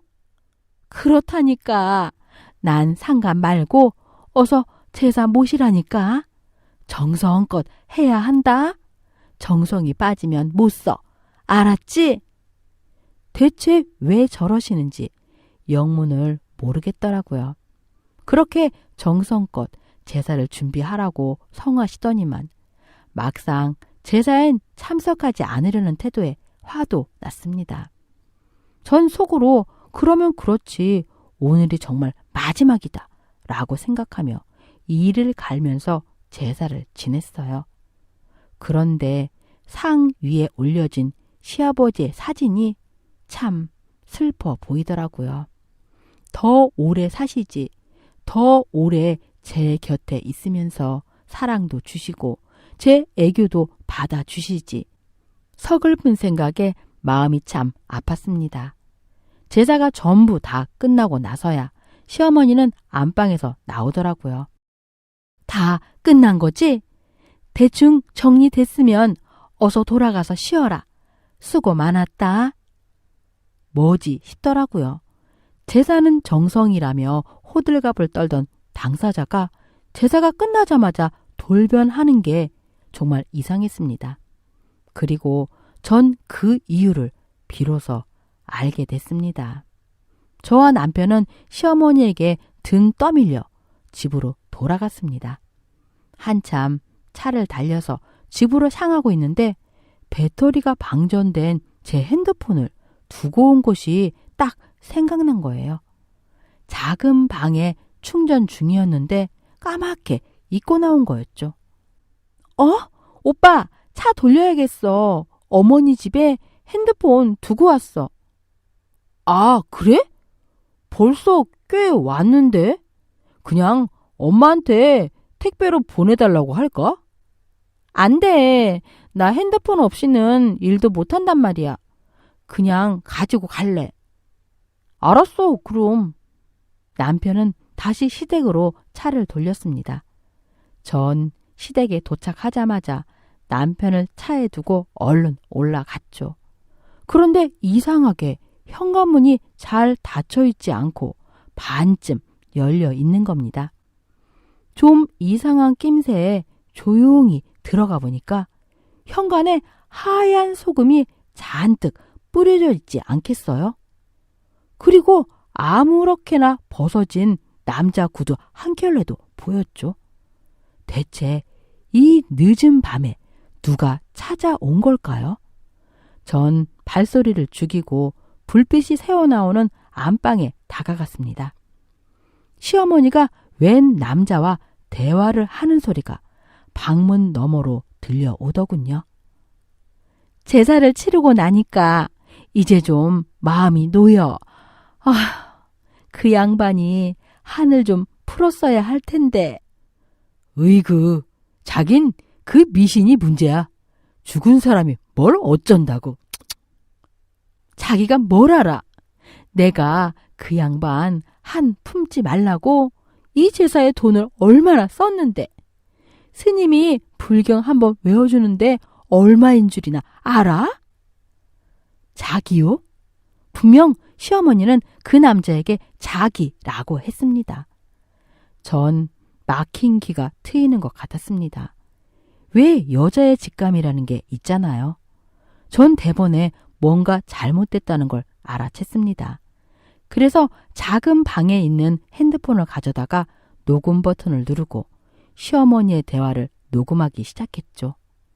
두 사람은 제가 거실에 있는 것도 모른 채 큰 소리로 대화를 하더군요. 제가 들은 말은 정말 경악 그 자체였습니다. 그러게 무슨 제사에 스님까지 불러? 돈 아깝겠으리. 그래야 그 양반이 한을 품지 않는다니까. 자기도 생각해봐. 자기 마누라가 다른 남자랑 엉겨 붙어있는 걸 목격하고 죽었는데 한이 안 생기고 배겨? 하긴 당신 전 남편 얼굴이 새하얗게 질려가지고는 막 뛰쳐나가더라. 충격이 컸긴 컸나봐. 그 길로 객사를 할 줄 누가 알았겠어? 아휴, 그러니까 나도 그 양반 심장마비로 죽었다는 소식을 딱 들으니까 안심도 되면서 너무 찝찝한 거야. 그래서 첫 제사만큼은 아주 원 없이 끼깔나게 해줘야겠다 그렇게 생각을 한 거지. 그래, 당신이 그래야 마음이 편하다면요. 얼마든지 그래야지. 당신 남편이 남겨준 재산이 얼만데. 내가 못된 며느리 부려먹으려고 팔 부러진 연기까지 하느라 얼마나 고생을 했는데. 아무튼 이제 다 끝났으니까 집에 들어올 준비나 해. 애들도 나 사는 거 별로 신경 안 쓰니까 재혼한다고 해도 말리지는 못할 거야. 그래, 그래야지. 심장이 쿵쾅쿵쾅 뛰면서 피가 거꾸로 솟구칩니다. 그러니까 시어머니에겐 내연남이 있었고 시아버지 몰래 만나다가 발각이 된 겁니다. 충격을 받은 시아버지는 심장마비로 운명을 달리하신 거고요. 손이 부들부들 떨리면서 미치겠더라고요. 전 부엌으로 가서 아버님 제사에 올렸던 탕국을 한 사발 떴죠. 그리곤 안방 문을 벌컥 열었습니다. 낯선 남자를 부둥켜 안고 있던 시어머니가 귀신을 본 듯 화들짝 놀랍니다. 어머! 깜짝이야! 너 왜 아직도 여기에 있니? 응? 네, 아무래도 어머니한테 이거 한 사발은 드려야 할 것 같아서요. 응? 뭘 준다고? 전 당황해하는 시어머니 면상에다 기름 범벅이 된 식은 탕국을 확 끼얹어 버렸습니다. 아이고, 이게 뭐야? 너 미쳤니? 미친 건 당신이죠. 바람을 피다가 시아버지를 죽게 만들어요? 두고 봐요. 내가 죗값 톡톡히 치르게 해줄 테니까. 뭐라고? 예, 그게 아니고 무슨 소리를 듣고 이러는지 모르겠지만 네가 오해한 거야. 예, 소영아. 뻔뻔한 시어머니는 냉정하게 돌아서는 절 애타게 불렀습니다. 하지만 전 그 여자의 변명 따위는 단 한마디도 듣고 싶지 않았습니다. 전 남편에게 가서 제가 목격한 광경과 녹음한 걸 전부 들려줬어요. 남편이 입에 거품을 물곤 시댁을 전부 뒤엎어버렸죠. 그 여자의 내연남과도 멱살을 잡고 한바탕 드자비질을 벌였습니다. 정말 어처구니 없는 일이죠. 어쩌면 사람 가족을 뒤집어 쓰곤 저럴 수가 있을까요? 게다가 돌아가신 시아버지가 자신한테 안갚음을 할까봐 두려워서 정성으로 제사상을 차리게 하고 스님까지 부르다니요. 대체 그런 발상은 어디서 나오는 걸까요? 어쨌든 시어머니의 전모가 드러난 이상 가만히 있을 수가 없었습니다. 남편도 자신의 어머니를 도저히 용서할 수 없다며 가슴을 쳤죠. 저희 부부는 시어머니와 내연남을 고발했습니다. 제가 녹취한 증거도 전부 제출했고요. 시아버지가 남긴 재산도 상속재산 처분 금지 신청도 해두었죠. 현재 재판은 진행 중에 있습니다. 변호사의 말로는 시아버지의 죽음이 시어머니의 외도와 직접적인 상관관계가 있는지 증명하는 게 중요한 쟁점이 될 것 같다더군요. 재판 결과가 어떻게 될지는 저도 모르겠습니다. 아무튼 시아버지의 재산은 남편과 함께 제가 모실 생각입니다. 아버님도 저런 나쁜 부인의 얼굴을 보며 밥을 드시고 싶진 않을 겁니다. 여러분, 제 속 뒤집어질 만한 사연을 어떻게 들으셨나요? 시어머니가 법의 심판을 받았으면 더욱 좋겠지만 이대로 묻힐 뻔한 사건이 밝혀졌다는 것만 해도 다행이란 생각이 듭니다. 어쩌면 억울한 아버님이 절 부른 게 아닐까요? 감사합니다. 안녕하세요. 저는 30대 여자입니다. 저의 결혼과 가족 이야기를 나누고 싶어 사연을 보내게 되었어요. 저는 20대가 되기 전까지 바닷가 근처 지방에서 자랐습니다. 태어나기는 서울에서 태어났는데 부모님이 이혼을 하면서 아버지가 저를 데리고 가게 되었고 결국은 아버지의 고향이자 친할머니가 살고 계신 지역으로 이사를 오게 되었죠. 초, 중, 고등학교가 각각 하나씩밖에 없는 동네였지만 나름 제 또래 친구들도 있었고 바다로 들로 뛰어다니며 즐겁고 맑게 자랐답니다. 할머니는 친손녀였던 저를 가슴으로 낳은 자식처럼 예뻐하셨어요. 아버지는 배를 타고 멀리 나가면 짧게는 6개월, 길게는 1년씩 돌아오지 않았기 때문에 거의 할머니가 저를 다 키웠다고 할 수 있었죠. 아버지가 별탈 없이 무사히 돌아온 날은 상다리가 부러지도록 할머니가 특식을 차려주셨던 게 기억나요. 다른 친구들처럼 엄마는 없었지만 할머니의 넘치는 사랑 덕에 엄마에 대한 큰 그리움은 없었습니다.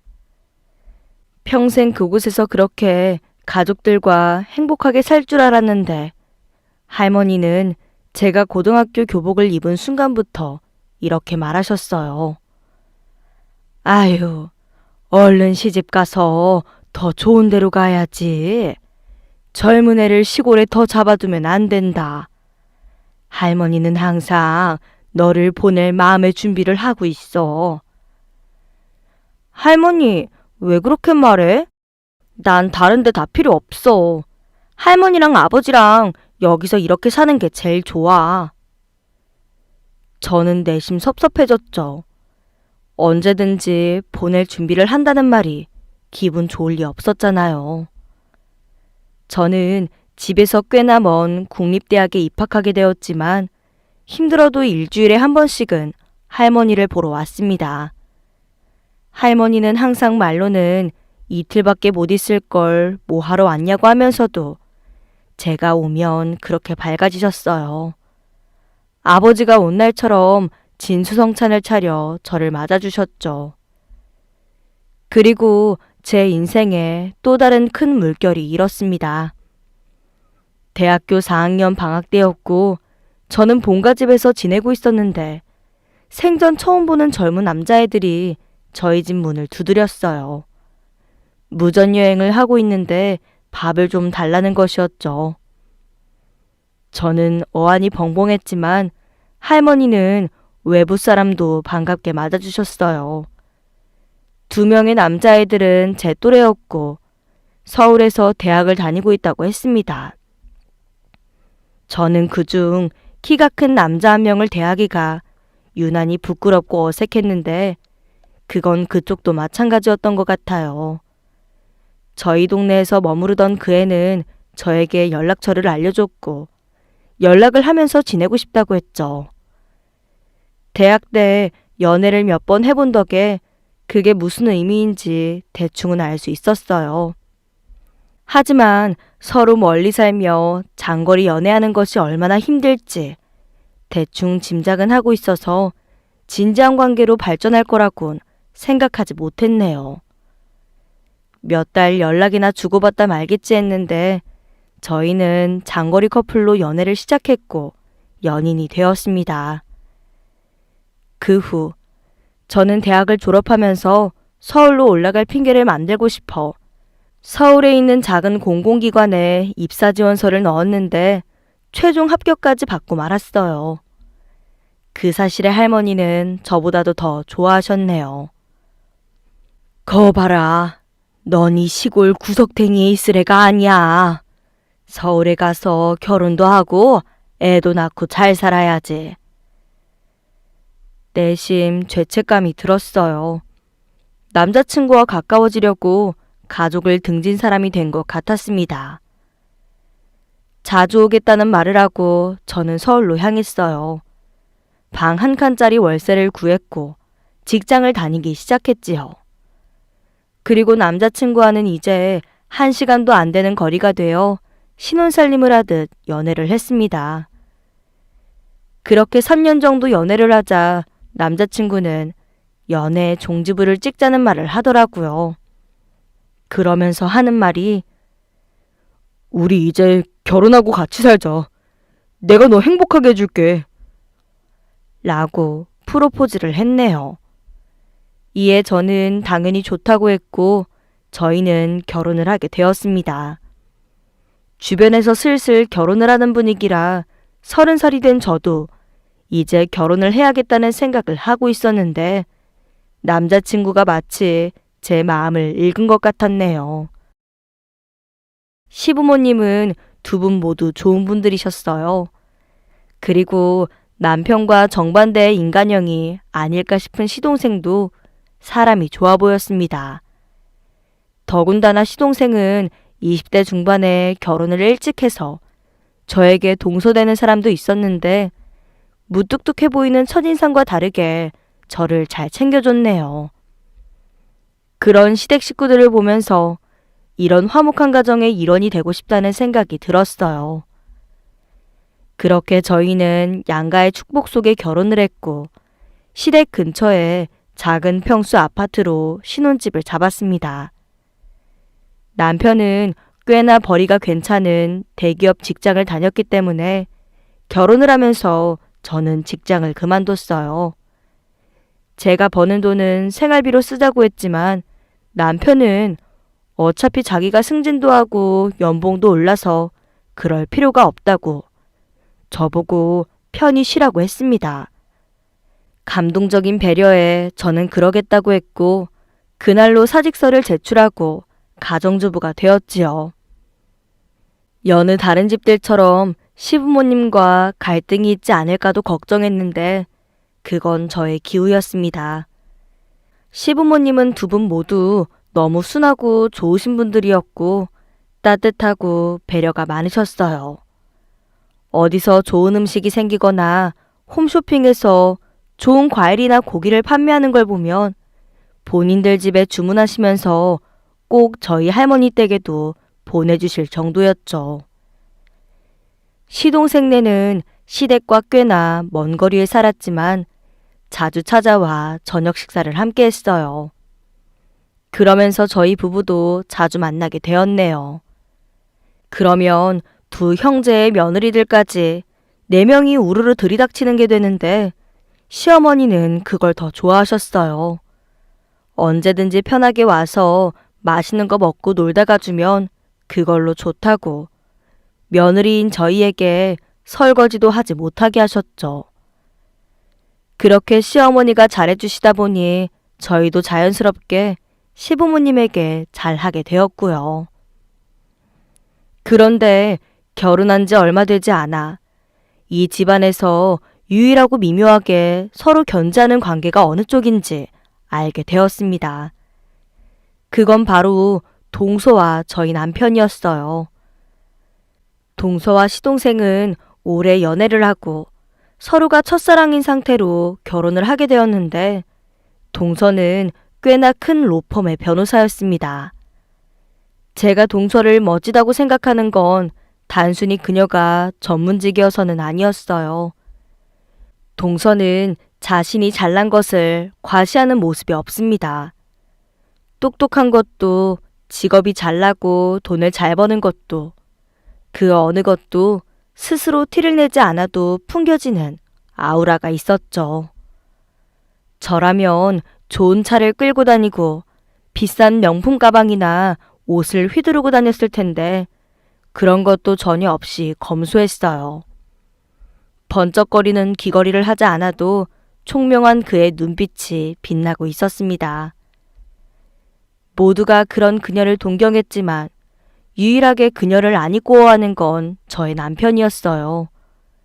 그리고 그날도 시댁에서 기분 좋게 식사를 마치고 돌아온 남편이 퉁명스럽게 말했습니다. 자기 잘났다고 자랑질하지 못해 안달이더라.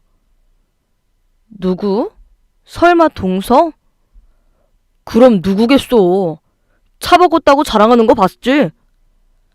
그거야 어머님이 하도 바꾸라고 하니까 그랬겠지. 동서가 뭐 그런 거에 욕심내는 사람이야? 변호사 일을 시작하면서 중고차로 구매한 차가 잔고장이 많았던 터라 시어머니는 늘 동서를 걱정했습니다. 그러다가 길에서 퍼지거나 갑자기 브레이크가 안 들어서 큰 사고로 넘어가면 어쩌냐고 늘 걱정을 하셨고 동서는 그런 어머니의 걱정을 감사하게 받아들여 이번에 차를 바꾼 거였어요. 그것도 시동생이 자기도 같이 타니까 자신의 드림카였던 외제차 SUV 모델로 바꾸면 안 되냐고 하도 부탁을 해서 마지못해 바꾸는 것 같았는데 말이죠. 시동생이 그 차 사고 싶다고 계속 노래 불렀잖아. 으휴, 그러니까 그놈이 못난 놈이라는 거야. 말이 좋아 프리랜서지. 자기 일하고 싶을 때만 일하는 백수고. 지 와이프는 나가서 저렇게 커리어 쌓고 성장하는데 집에서 집안일이나 하면서 좋다고 해실해실. 남자 새끼가 그게 뭐야? 그래도 사이 좋아 보이잖아. 동서랑 시동생이랑 진짜 잘 맞는 사람끼리 만난 것 같던데. 내 동생이 잡혀 사는 거지. 딱 봐도 기 세 보이지 않아? 저런 여자를 누가 좋아하나 했는데 그게 내 동생이네. 왜? 난 너무 멋있고 좋은데. 보육원에서 자라서 혼자 저렇게 잘 크기가 어디 쉬워? 자신의 말에 공감해주지 않는 저와의 대화가 재미없었는지 남편은 그 후로 말을 돌렸습니다. 동서는 자신이 보육원에서 자랐고 어린 시절 부모님이 이혼 후 자신을 버리고 갔다는 말을 아무렇지 않게 했어요. 놀란 제 표정을 보면서 어른스럽게 웃던 동서는 이렇게 말했죠. 그런 표정 안 지으셔도 돼요, 형님. 이제 어린애도 아니고 다 괜찮으니까 말하는 거죠. 저는 사실 나도 부모님이 어린 시절에 이혼해서 거의 할머니 손에서 자랐다고 말했습니다. 그러자 동서는 그래서 형님이 배려가 넘치나 봐요. 라고 말했죠. 내가요? 네. 보면 형님이 항상 아주버님 먼저 챙기고 배려하는 게 느껴져요. 사람이 선한 게 눈에 보인다고 할까? 하여튼 그래요. 아마 어머님, 아버님도 다 느끼실 거예요. 단호한 말투로 저렇게 저를 칭찬해주는 사람은 처음이었습니다. 저보다 2살 어렸지만 훨씬 어른스러운 동서의 칭찬에 저는 몸둘 바를 몰랐죠. 동서를 왜 싫어하는지 남편의 미운 마음이 이해가 가지 않았어요. 저는 사실 몰래 동서를 따로 만나기도 했거든요.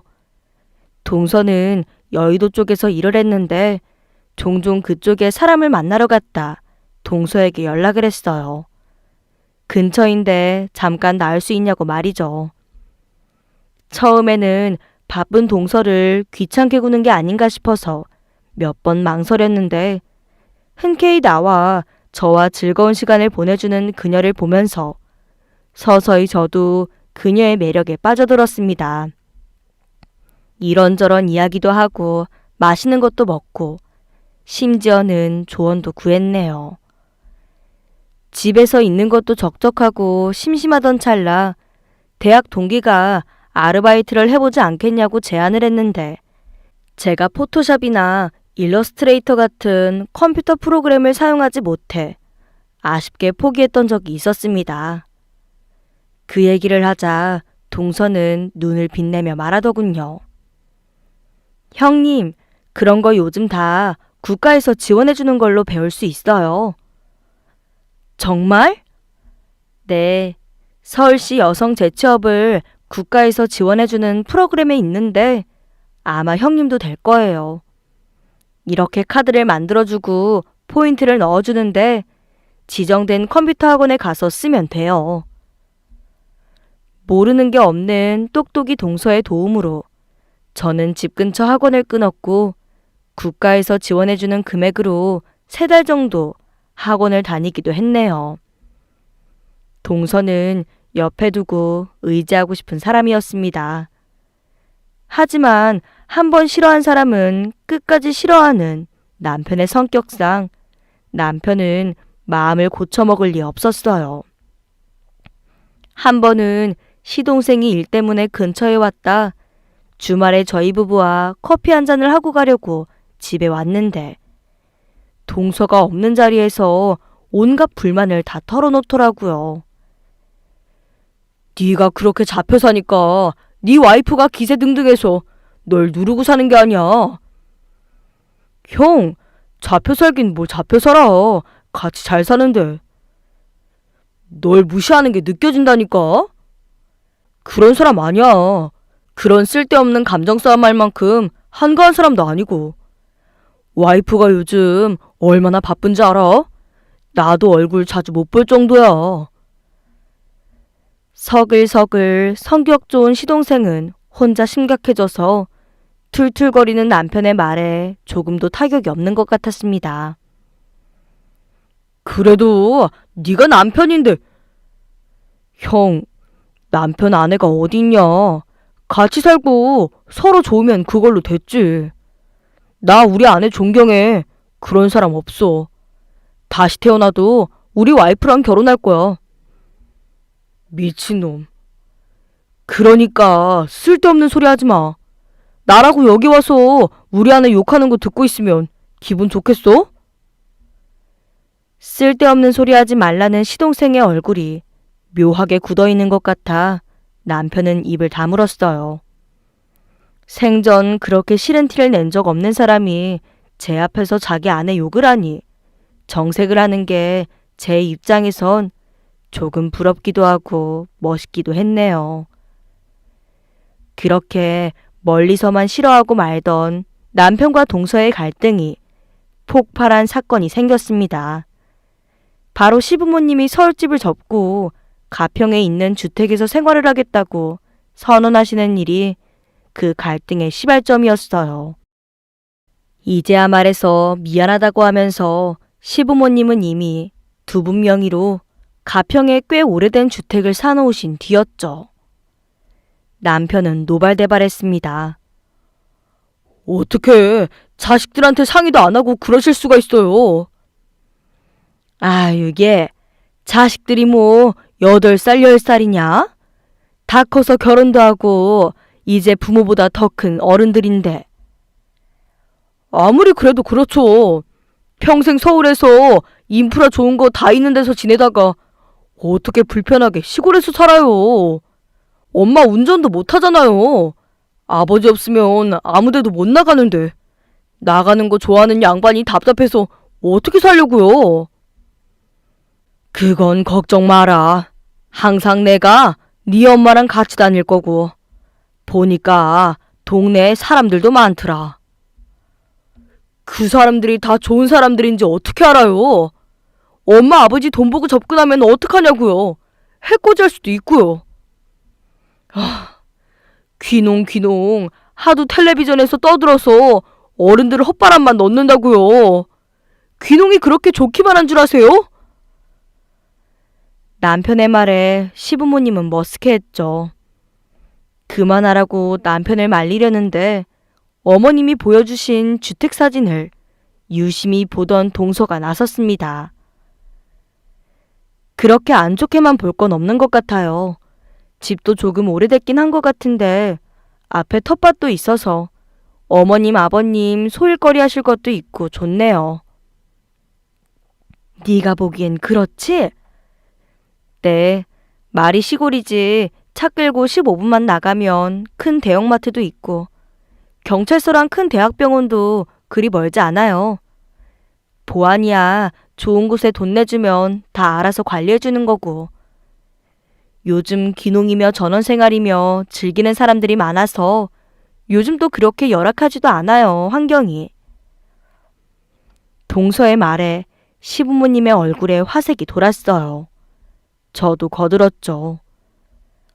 어머님, 아버님이 원하시는 거면 그렇게 하는 게 맞죠. 자주 놀러 가도 되죠, 어머님? 그럼, 예, 주말마다 와도 된다. 저는 무거운 분위기를 바꾸고자 애교를 부렸는데 남편이 버럭 소리를 질렀습니다. 자기 부모님 아니라고 그렇게 쉽게 얘기하는 거 아니에요. 선을 넘는 남편의 말에 모두가 멈칫했죠. 재수 씨는 시부모니까 별로 신경 안 쓰이겠지만 나는 우리 부모라 그렇게 남일처럼 쉽게 마음이 안 놓인다고요. 삽시간의 분위기는 싸늘해졌고 결국은 시동생이 나섰습니다. 하지만 시동생을 저지하는 건 오히려 동서였어요. 무슨 말씀인지 알아요, 아주버님. 충분히 그렇게 생각하실 수도 있고요. 믿어주실지 모르겠지만 전 진심으로 어머님, 아버님 생각하고 한 소리였어요. 남의 집 부모라고 생각한 적도 없고요. 저한텐 하나밖에 없는 부모님이시거든요. 시자가 붙든 안 붙든. 동서의 담담한 말투에 저는 오히려 입을 꾹 다물게 되었습니다. 주택이 좀 오래돼서 난방이나 수도시설은 손봐야 될 것 같아요, 어머니. 그리고 여기랑 여기, 이런 곳들은 좀 리모델링이 필요할 것 같고요. 그래, 좀 하긴 해야겠다. 어머님, 아버님 이사 선물로 제가 이런 곳은 손볼게요. 저 일하면서 알게 된 시공업체가 있는데 잘해주실 거예요. 아유, 얘 네가 왜? 해드리고 싶어서 그래요. 어머님, 아버님이 안전하게 좋은 곳 사시는 걸 알아야 저도 마음 편히 있죠. 저 좋자고 하는 거예요. 어떻게 보면 무뚝뚝한 말투였지만 동서는 그렇게 시부모님에 대한 마음을 아낌없이 표현하고 있었습니다. 남편은 푹 한숨을 쉬면서 먼저 집을 나가버렸어요. 자기가 이 집에서 왕따가 된 것 같다고 나중에 저에게 꿍얼거렸네요. 다시는 동서가 있으면 시부모님 댁에 가지 않겠다고 어린애 같은 소리도 해댔고요. 주택 리모델링 비용은 거의 2천만 원이 넘게 들었는데 동서는 조금의 망설임도 없이 자기가 내겠다고 했어요. 제가 조금 보태겠다는 말에 동서는 고개를 가로저었죠. 얼마가 들든 제가 할게요. 아주버님한텐 형님이 있는 돈에서 조금 보탰다고 해주세요. 나중에 물어보면 저도 그렇게 말할게요. 우리도 그 정도는 해줄 수 있다고 뭘 그거 가지고 생색내냐고 짜증내는 남편에게 저는 그만하라고 결혼하고 처음으로 화를 냈습니다. 이런 게 정말 못나 보인다며 그러지 말라고 했고 결국 그건 저희 부부싸움으로 번졌죠. 자기를 무시하냐고 소리치는 남편에게 지금 그런 얘기가 아니지 않냐며 저도 말을 바로잡느라 고생을 했네요. 결혼 전에는 그렇게 든든하고 어른스러워 보이던 남편이 어째서 결혼하고 나니 이렇게 다른 사람이 되어버린 건지 저는 그저 당황스러울 뿐이었습니다. 폭풍 같던 일이 지나가고 다시 안정을 찾은 그 어느 날 처음으로 제가 아닌 동서 쪽에서 저를 불러냈어요. 심지어 바쁜 일정 속에 제가 다니는 학원 앞까지 찾아왔다는 동서를 만나러 갈 때 저는 잔뜩 신이 나 있었죠. 동서가 어렵게 꺼낸 말과 직접 찍은 사진을 본 후에 저의 기분은 무너졌지만요. 형님, 확실하진 않아요. 그렇지만 제가 본 것을 말씀드리는 거고 판단은 형님이 하시는 게 맞는 것 같아요. 말 안 하고는 형님한테 죄 짓는 것 같아서 며칠 고민하고 나온 거예요. 남편은 젊은 여자 직원과 팔짱을 끼고 있었습니다. 장소는 딱 봐도 남편 회사 근처였어요. 강남 쪽에 거리처 미팅이 있어서 갔던 동서는 운명처럼 신호가 걸린 차 안에서 익숙한 얼굴을 보게 되었다고 했습니다. 그게 저의 남편이었고 팔짱을 낀 젊은 여자는 사진에선 보이지 않지만 남편과 똑같은 사원증을 목에 걸고 있는 회사 동료 같다고 했어요. 나이대를 봐서는 20대 중반 같았고 아마 신입사원이나 회사 후배 같다고 말했습니다. 처참한 마음에 아무 말도 못하다 눈물을 흘리는 저를 동서가 달랬네요. 형님, 일단 확실하게 하세요. 제가 오해한 걸 수도 있어요. 팔짱을 끼고 있는데 오해일 수가 있어? 대부분 이런 경우에 아닐 리가 없긴 하지만 이것만으로는 증거가 될 수 없어요. 좀 더 확실한 증거를 찾아야 해요. 저는 동서의 말에 마음을 굳게 먹었어요. 요즘 저와 사이가 안 좋긴 했지만 그렇다고 바람을 필 사람은 아니라고 생각했거든요. 집에 오자마자 저는 생전 건드려 본 적 없는 남편의 노트북과 태블릿 PC를 뒤지기 시작했습니다. 제가 워낙 무던하고 감이 없는 타입이라는 걸 남편도 알고 있었을 테니 뭔가 있다고 하면 그렇게 깊이 숨기지는 않았을 것이거든요. 아니나 다를까 태블릿 PC에는 다른 계정으로 가입된 채팅 어플이 있었고 거기엔 제가 모르던 남편의 실체가 숨겨져 있었어요. 아마 사진 속 그 여자인 것으로 판단되는 여자와 다정한 대화를 나누고 있었네요. 그들은 그 안에서 같이 찍은 사진을 공유하기도 했고 수위 높은 애정 표현과 대화를 하기도 했습니다. 그리고 꽤나 오랫동안 지속된 관계인 걸 알 수 있었어요. 심지어는 저와 결혼을 하기 전, 그러니까 저희가 연애하던 시절부터 그 여자와 가벼운 만남을 지속해오고 있다는 걸 대화의 흐름을 통해 알게 되었죠. 그녀는 남편이 다니는 회사 옆팀의 후배였고 같은 대학교를 졸업한 인연으로 처음부터 쉽게 가까워진 것 같았습니다. 하늘이 무너져 내리는 기분이었어요.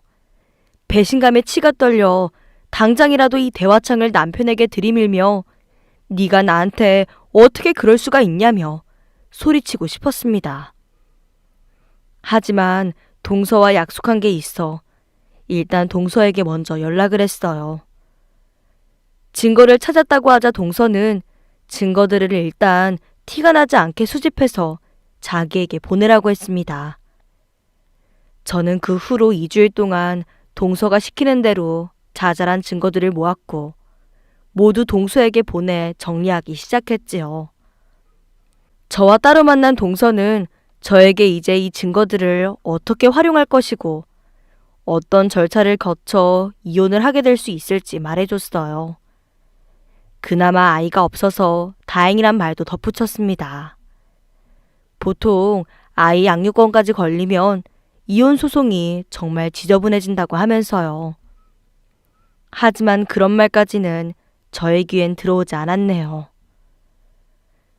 이혼을 해도 되겠지? 형님, 무슨 말을 하는 거예요? 지금 이혼 망설이시는 거예요? 나 결혼하면서 일도 손에서 났고 아무것도 해놓은 것도 없어. 이혼하고 나면 정말 빈털털이 돼서 아무것도 못하게 될까봐 너무 겁나.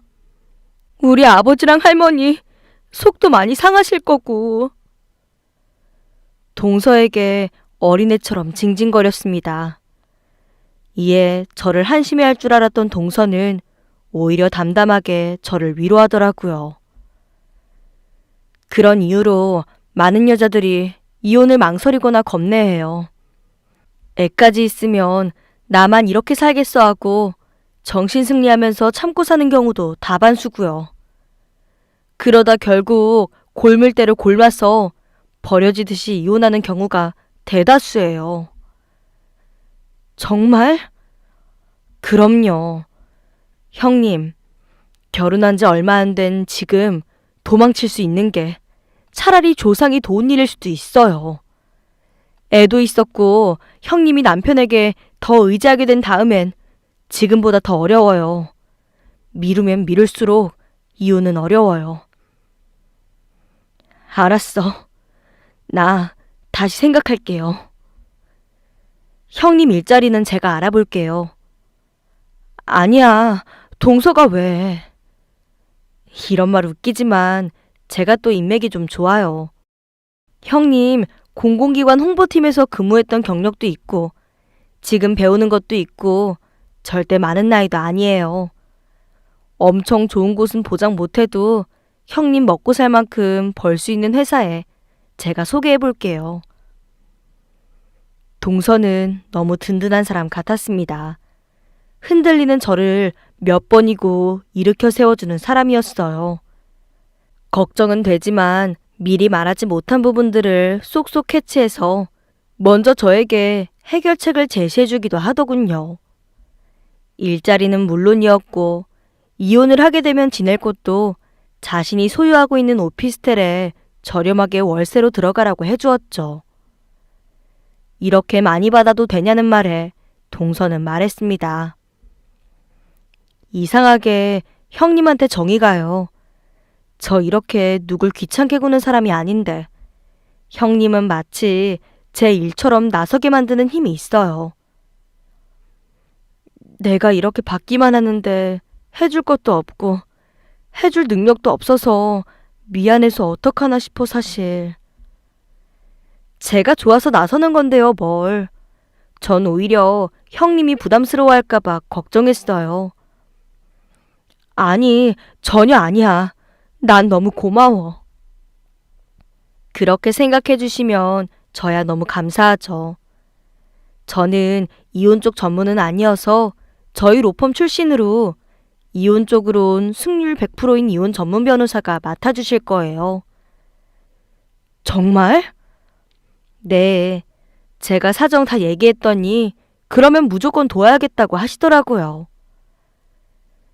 동서 덕에 저는 정말 걱정이 하나도 없어졌습니다. 이혼 후 지낼 곳도 직장도 거기에 이혼을 도와줄 전문 변호사까지 손 하나 까딱하지 않고 해결해버렸죠. 아마 저 혼자 했다면 준비를 하는 과정에서 지쳐 나가 떨어졌을 것이고 잘못했다며 거짓 가면을 쓴 남편의 야가 빠진 모습에 못 이기는 척 이혼 소송을 취하하고 같이 눌러설 확률이 아주 높았습니다. 그렇지만 동서라는 든든한 버팀목이 생긴 것 같아 뭐든지 할 수 있을 것 같은 용기가 났네요. 저는 그 후 아버지와 할머니에게 이 사실을 말했어요.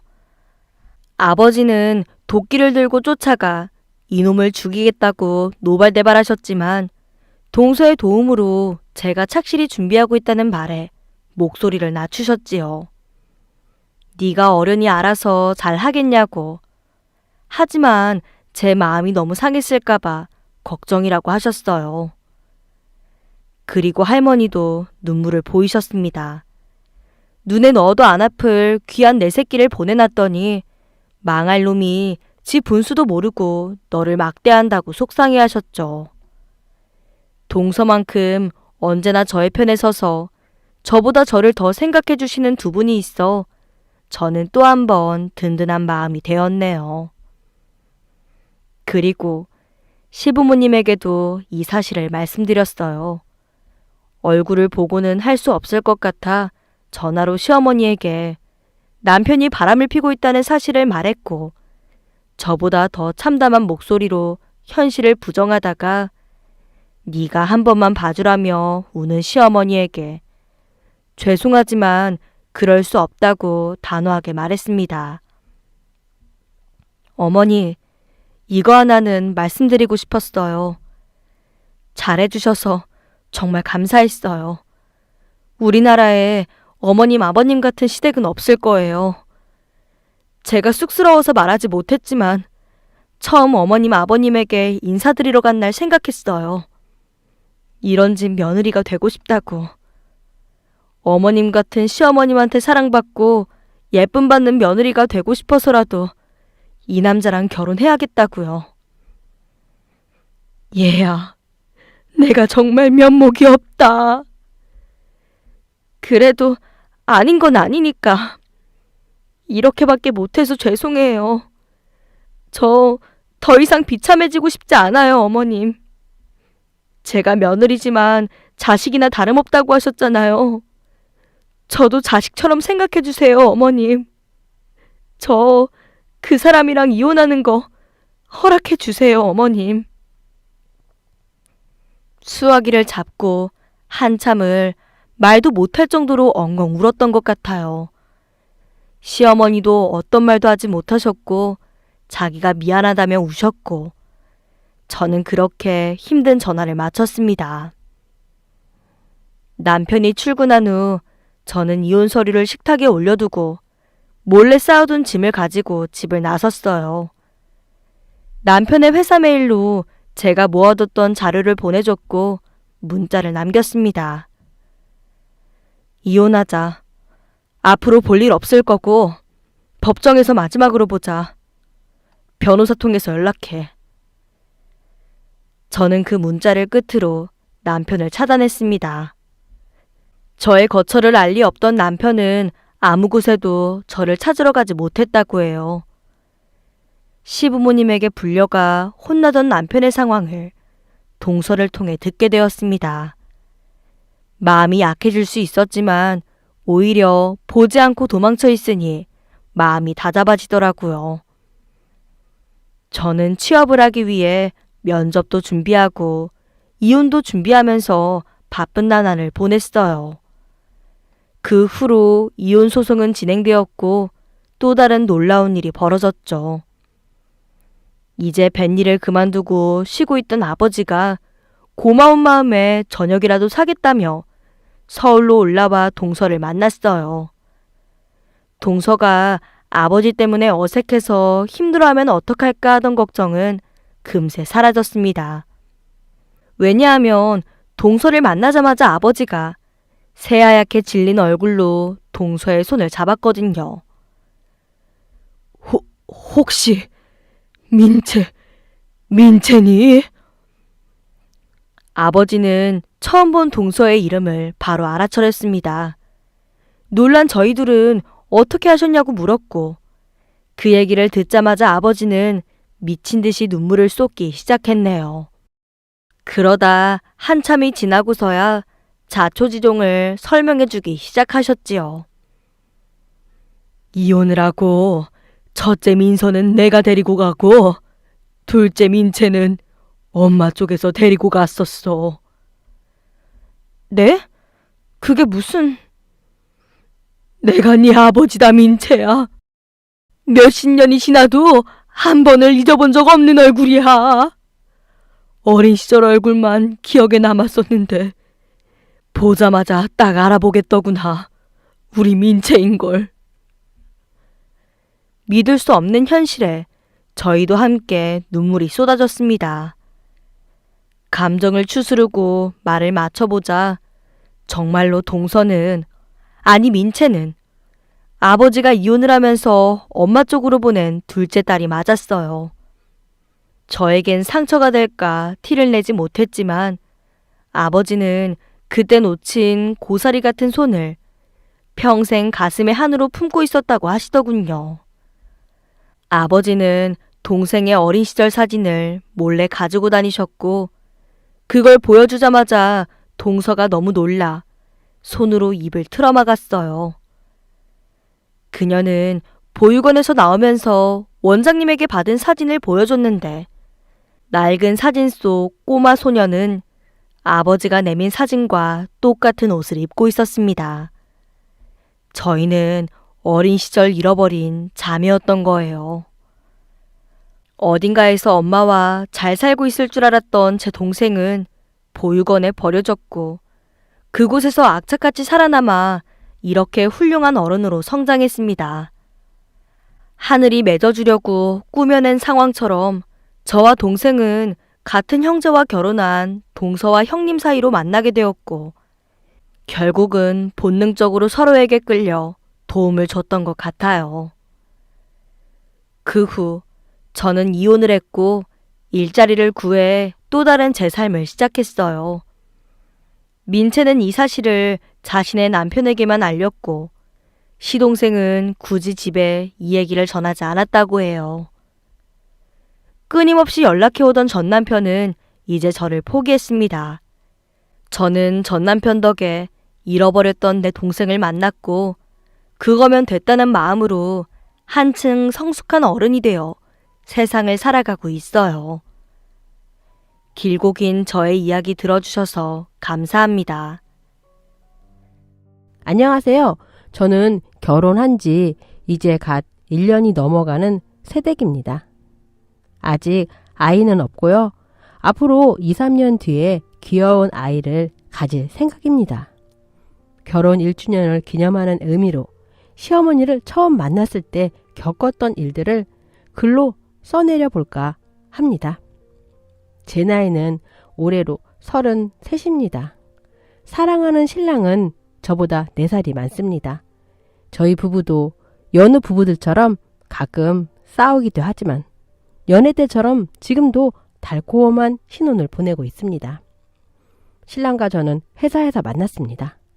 그때 저는 입사 3년차 대리였고 신랑은 전 직장을 그만두고 저희 회사로 이직을 한 신입이었습니다.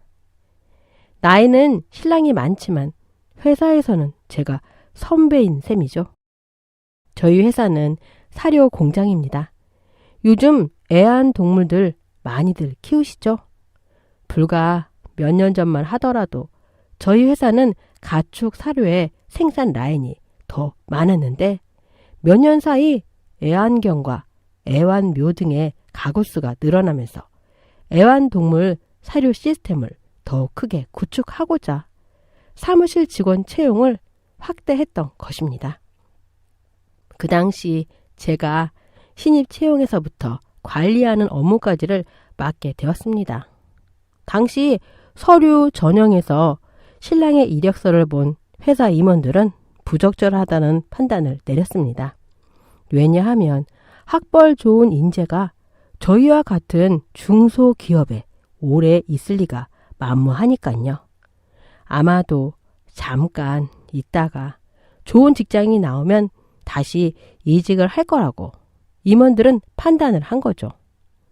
직원 한 명을 뽑고 그 직원을 가르치고 하는데 적지 않은 시간과 공이 들어가야 하고 만약 갑작스럽게 퇴사라도 하게 된다면 그 공백을 막기 위해서 또 시간과 돈이 재투입돼야 하기 때문에 임원들은 신랑의 이력서를 이런 지하에 거절을 했습니다.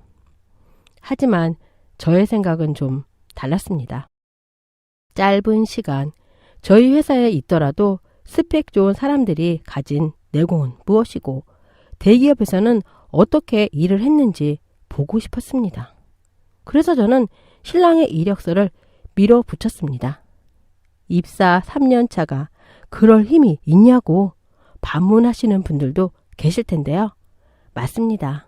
입사 3년 차인 저는 그럴 힘이 없지만 저희 아빠가 그런 힘을 가지고 계셨습니다. 아빠가 저희 회사 대표시거든요. 아빠, 믿져봤자 본전이에요. 저희도 스펙 좋은 인재 한번 써봐요. 혹시 알아요? 이 사람이 후에 우리 회사를 이끌어 나갈 핵심 멤버가 될지도요. 그렇게 해서 신랑은 저희 회사에 당당히 입사를 했습니다. 당시 햇병아리 신입으로 지금의 저의 신랑과 여자 신입 1명을 뽑았습니다. 저는 신입사원을 관리 담당하게 되었습니다. 두 신입은 모두 일을 잘했습니다. 특히 훗날 제 신랑이 될 남자 신입은 경력직이라서 그런지 분석력과 기획력이 좋고 보고서 정리도 깔끔하고 무엇보다도 자신의 생각이 뚜렷하더군요. 스펙 좋은 사람들의 기본은 이런 것이라고 생각하고 잘 다듬어서 저희 회사의 주춧돌을 만들자는 게 제 목표였습니다. 그렇게 한 달의 시간이 지나고 신입 교육 일정상 지방에 위치한 사료 공장 견학을 가는 날이었습니다. 인솔자는 저였습니다. 회사 차를 타고 공장에 도착해서 사료가 만들어지는 과정을 2명의 신입사원들이 둘러보고 직접 체험도 해보는 그런 시간이었습니다. 공장장의 설명과 더불어 2명의 신입사원들은 진지하게 사료의 제조 과정을 시찰하더군요. 특히 남자 신입은 궁금한 점들을 물어보고 필요한 내용을 메모하는데 그 모습을 보니 마치 3년 전 저의 모습이 떠오르더군요. 저보다 4살이 많은 신입이었지만 그 모습이 참으로 예뻐 보였습니다. 든든해 보였습니다. 어쩌면 저는 그때 그 신입의 모습에서 남자의 향기를 느끼고 있었는지도 모르겠습니다. 그렇게 신입들과 공장 견학을 마치고 본사로 돌아가기 위해 주차장으로 향하는데 약간의 사고가 발생하게 됐습니다. 공장 모퉁이를 도는데 그만 신입 여직원 무릎에 수레가 부딪히고 만 겁니다. 수레 안에는 사료에 들어가는 재료가 들어 있었는데 진흙처럼 끈적거리고 역겨운 냄새까지도 났습니다. 바닥에는 수레 안에 있던 재료들이 쏟아져서 엉망이 되었고 냄새 또한 코를 격하게 자극했습니다. 수레를 끌던 남자 직원은 엉망이 된 여자 신입의 옷을 보고 미안한 마음에 어쩔 줄을 몰라 하더군요. 여자 신입이 소리를 지르면서 짜증을 내기 시작하는데 성깔이 장난 아니더군요. 지금 제가 입은 옷이 얼마짜리인 줄 알아요? 이 비싼 옷에 이 더러운 걸 묻히면 어쩌자는 거예요? 냄새 봐. 이 옷 드라이 넣었는데도 냄새 안 빠지면 책임지셔야 해요. 사주셔야 해요. 네? 누가 봐도 수레를 끌고 오는 공장 직원이 먼저 실수를 하긴 했지만 신입 여직원의 대응이 볼썽사납더군요. 이 상황에서 제가 중간에 끼어들어야 하는 건가 판단이 서지 않아서 망설이던 참인데 제 눈을 의심할 만한 풍경이 펼쳐지고 있었습니다. 남자 직원이 어디선가 삽을 가져와서는 바닥에 흩어진 사료들을 수레에 쓸어담기 시작하는 겁니다. 삽질을 하는 남자 신입을 보고 수레를 끌었던 공장 직원은 괜찮다고 해도 남자 신입은 아랑곳하지 않고 바닥을 정리해 주더군요. 자기 옷에 사료 좀 묻었다고 투덜거리면서 상대를 난처하게 하는 여자 신입과는 정반대의 모습이었습니다. 그때 그 모습에서 저는 지금의 제 신랑인 그 남자 신입에게 심쿵했던 것 같습니다. 상황을 정리하고 차에 올라 본사로 올라오는데 자꾸만 이 신입 남자에게 눈길이 갔습니다. 그리고 본사 사무실에 도착을 했을 때 저녁을 쏘겠다며 저녁 식사를 제안했죠. 여자 신입은 옷에서 냄새가 난다며 집에 들어가길 원해서 저는 남자 신입과 단둘이서 저녁을 먹으러 갔죠. 밥을 먹다 보니 술을 한잔 하게 됐고 술을 한잔 하게 되니 이런저런 마음속에 있던 얘기들을 하게 됐습니다. 그러다 알게 됐습니다. 이 사람이 그 화려한 스펙을 가지고 대기업 맨이라는 타이틀을 버리고 왜 중소기업에 지원하게 됐는지를요. 남자 신입은 2차례나 대기업을 다녔다랍니다. 그런데 한마디로 너무나 힘들다랍니다. 일은 둘째 치고 직원들을 사람으로 보지 않고 마치 로봇처럼 조종하고 조종당하는데 신물이 났다고 하더군요. 그리고 더 힘이 들었던 건 동료들과 동료들 간의 날선 경쟁이 너무나도 싫었다고 합니다. 첫 입사를 했던 직장만이 유독 그런 곳인 줄 알고 사표를 내고 다른 기업에 재취업을 했지만 다를 거라고 생각했던 두 번째 대기업 역시도 마찬가지더랍니다. 첫 번째 입사했던 대기업보다 덜하지 않고 그 회사 또한 사원들의 경쟁은 도를 넘을 정도였다고 합니다. 그래서 자신은 대기업에 맞지 않은 체질이라 판단을 내리고 두 번째 대기업도 퇴사를 하고 중소기업들의 이력서를 내기 시작했다고 합니다. 그런데 막상 중소기업에서는 자신을 보는 눈이 곱지 않더랍니다. 이 스펙에 대기업 입시 경력도 있는 인재가 왜 우리처럼 작은 중소기업에 오지? 그런 의문부터 시작을 해서 이 사람 대기업에서 사고 친 거 아니야? 그러니까 이런 중소기업으로 오지. 그런 색안경 때문에 중소기업 취업이 어려웠는데 저희 회사에서 자신을 알아봐줘서 너무 좋았다고 합니다. 그렇게 그날 이후로 저는 남자 신입을 후배가 아닌 한 남자로 보게 되었습니다. 신입 3달의 기간을 마치고 여자 신입과 남자 신입은 나란히 정교직이라는 타이틀을 달고 부서 배정을 받게 되었습니다. 남자 신입은 분석력과 기획면에서 실력을 인정받아 제가 일하는 부서인 기획실로 발령을 받게 되었습니다. 남자 신입은 늘 한결같은 모습으로 회사 일에 집중했습니다. 그러다 새해를 맞게 되었습니다. 새해가 되면 모든 회사들이 그렇듯 한 해 목표를 설정하고 새로운 프로젝트를 진행하는데 저희 회사도 마찬가지였습니다. 애완견과 애완묘들의 사료 품질을 업그레이드하기 위해서 국내는 물론 해외 타사 제품들을 비교 분석해서 신제품을 만들어내는데 회사가 사활을 걸게 되었습니다. 저와 남자 신입이 주축이 되어서 그 일을 맡게 되었습니다. 일은 쉽지가 않았습니다. 잦은 야근을 하면서 남자 신입과 저는 기본 뼈대를 구축해 나가기 시작했죠. 그러는 과정에서 저는 남자 신입에게 저의 마음을 표현하게 되었고 남자 신입 역시 저에게 마음을 기대게 되어 저희는 연인으로 발전을 하게 되었습니다. 어느덧 남자 신입은 입사 3년 차가 되어 주임으로 승진을 하고 저는 부장으로 승진을 하게 되었습니다. 사내 연애는 스릴이 있었습니다. 직원들에게는 사귀는 관계임을 속이고 일을 열심히 했습니다. 물론 회사 대표인 아빠에게도 그 사실을 숨겼습니다. 그런데 아빠가 저에게 큰 미션을 주고 말았습니다. 너 사귀는 사람은 있냐? 이제 1살 더 먹었으니 슬슬 결혼 생각도 해야지. 언제까지 회사 일하고만 연애할 거야? 갑자기 웬 연애 타령이세요? 언제는 저더러 회사 물려받으려면 차근차근 한눈 팔지 말고 열심히 일만 배우라더니. 자식이라고는 외동딸인 저 하나밖에 없는 데다가 건강이 그다지 좋지 않으셔서 아빠는 건강할 때 저를 기업인으로 트레이닝 시키고자 애를 쓰셨습니다. 엄마가 옆에서 맞장구를 치셨습니다. 회사 일은 이제 됐다.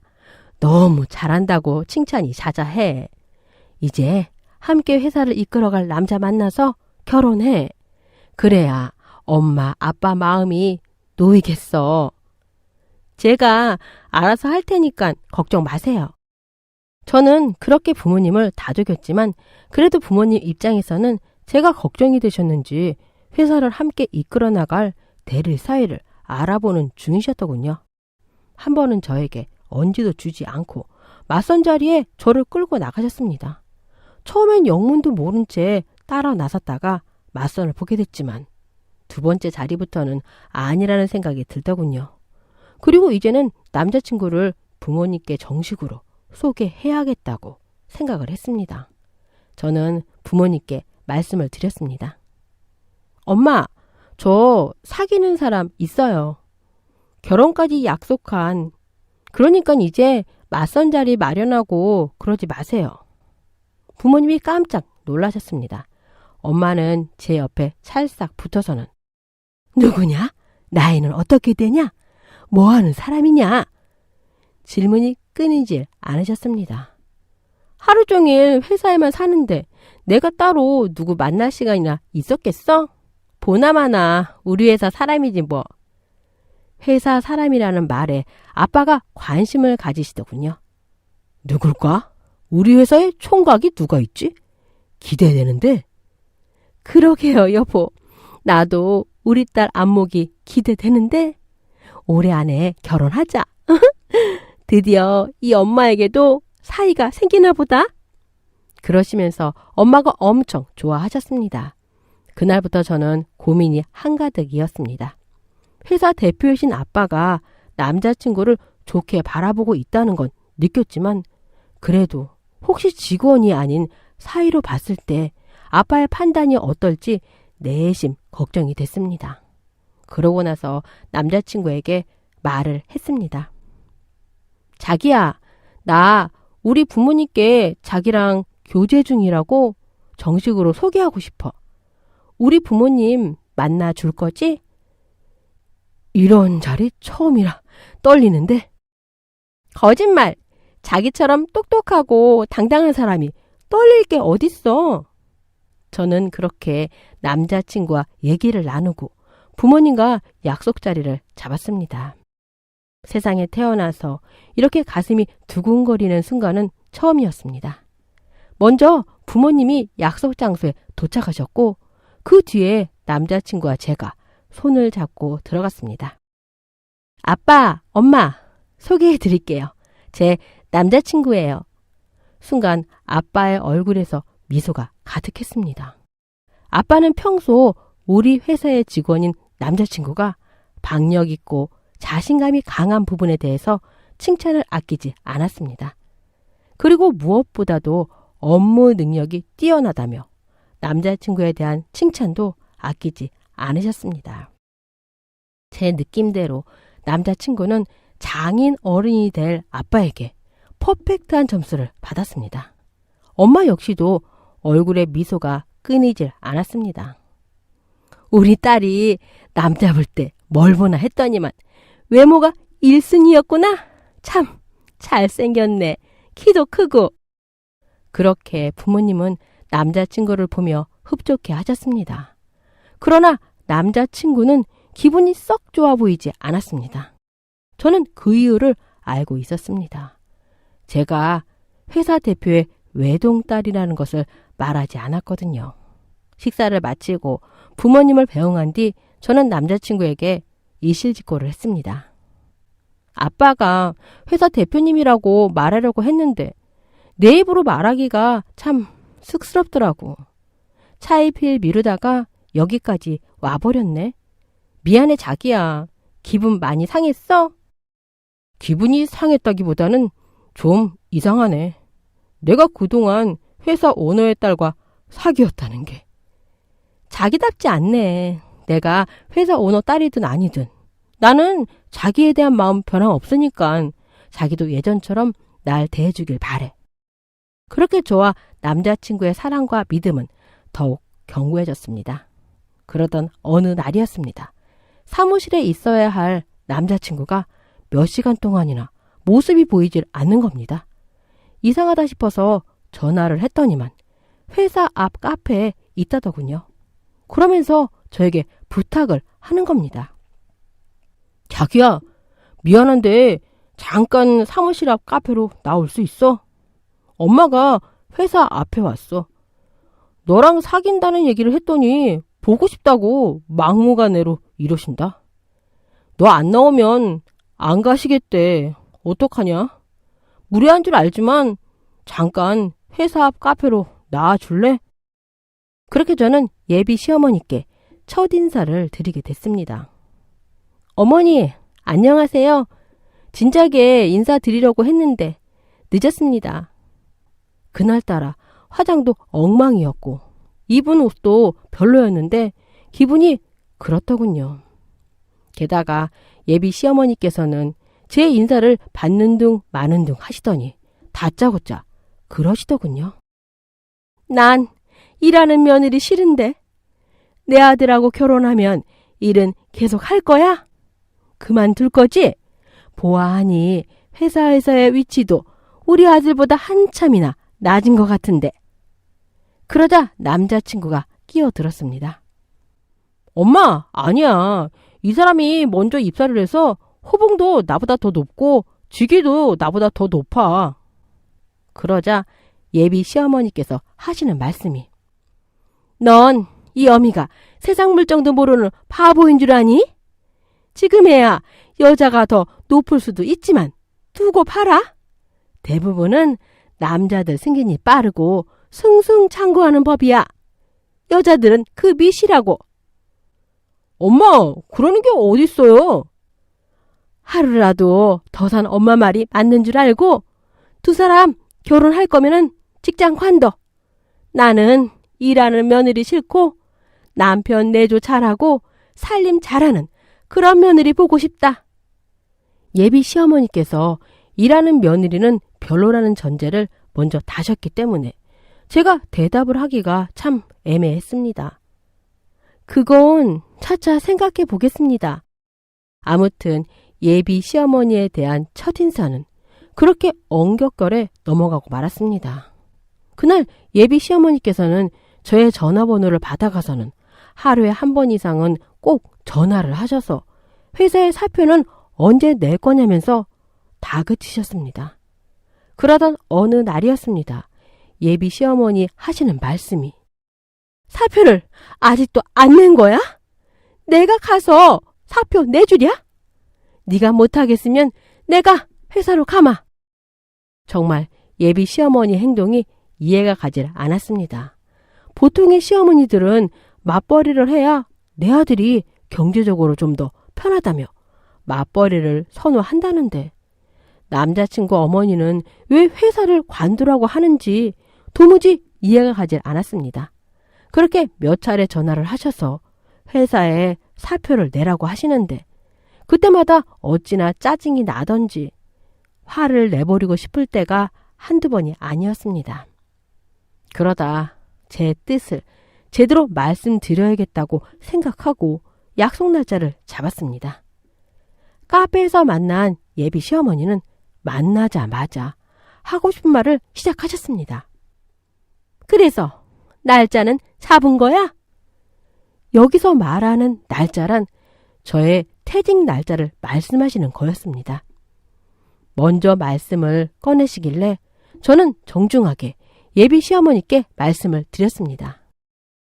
어머니, 저 일 그만두고 싶은 마음 조금도 없어요. 결혼해서도 일하고 싶고요.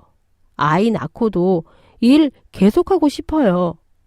그렇게 제 의사를 똑부러지게 말씀드렸더니 예비 시어머니 하시는 말씀이, 너 혹시 돈 때문에 그러는 거야? 맞벌이하는 며느리가 벌면은 얼마나 번다고? 너 맞벌이하면 금방 부자 될 것 같지? 아니야, 그런 계산은 애초에 깨라. 자고로 신랑이 벌어다 준 돈 알뜰하게 쓰고 저축하면은 그게 더 남는 거야. 맞벌이 한다고 흥청망청 쓰고 다니지 말고 내 말 듣고 당장 사표 내. 저는 시어머니 말이 어이가 없었습니다. 그래서 다시 확실하게 저의 의사를 표현했습니다. 어머니, 저 돈 벌려고 일하는 거 아니에요. 제 뜻을 펼치고 싶고요. 이 사회의 한 구성원으로서 저의 능력을 이 사회에 쓰고 싶어요. 그래, 너 잘났다. 말 잘한다. 그게 이론적으로 그렇지. 배운 거 써먹어야지, 암. 그런데 그건 다른 여자들 하라고 하고 난 내 며느리가, 내 아들의 아내가 사회생활 하지 않고 내 아들한테 내조 잘하고 아이 낳아서 잘 키웠으면 좋겠다니까. 여자가 사회생활과 가정생활 동시에 잘 해낸다는 게 그거 어디 쉬운 줄 알아? 어머니, 어떻게 말씀을 그렇게 하세요? 다른 여자들은 사회생활하고 어머니 며느리 될 저는 신랑 뒷바라지나 하라니요? 넌 내가 아무것도 모르는 사람인 줄 아나 본데 내가 방 안에 앉아서 천리를 내다보는 사람이야. 우리 아들이 회사에서 엄청 인정을 받고 있어요. 너도 같은 회사 다니니까 알 거 아냐? 내 아들 정도 실력이면은 연봉도 적지 않아. 그러니까 집에 들어앉아서 살림하라는 거지. 여자 팔자, 뒤응박 팔자라더니 너 능력 있는 우리 아들 잘 만난 줄 알아라? 회사 간두고 집안에서 살림하다 보면은 이 시애미 말이 맞구나 알게 될 거야.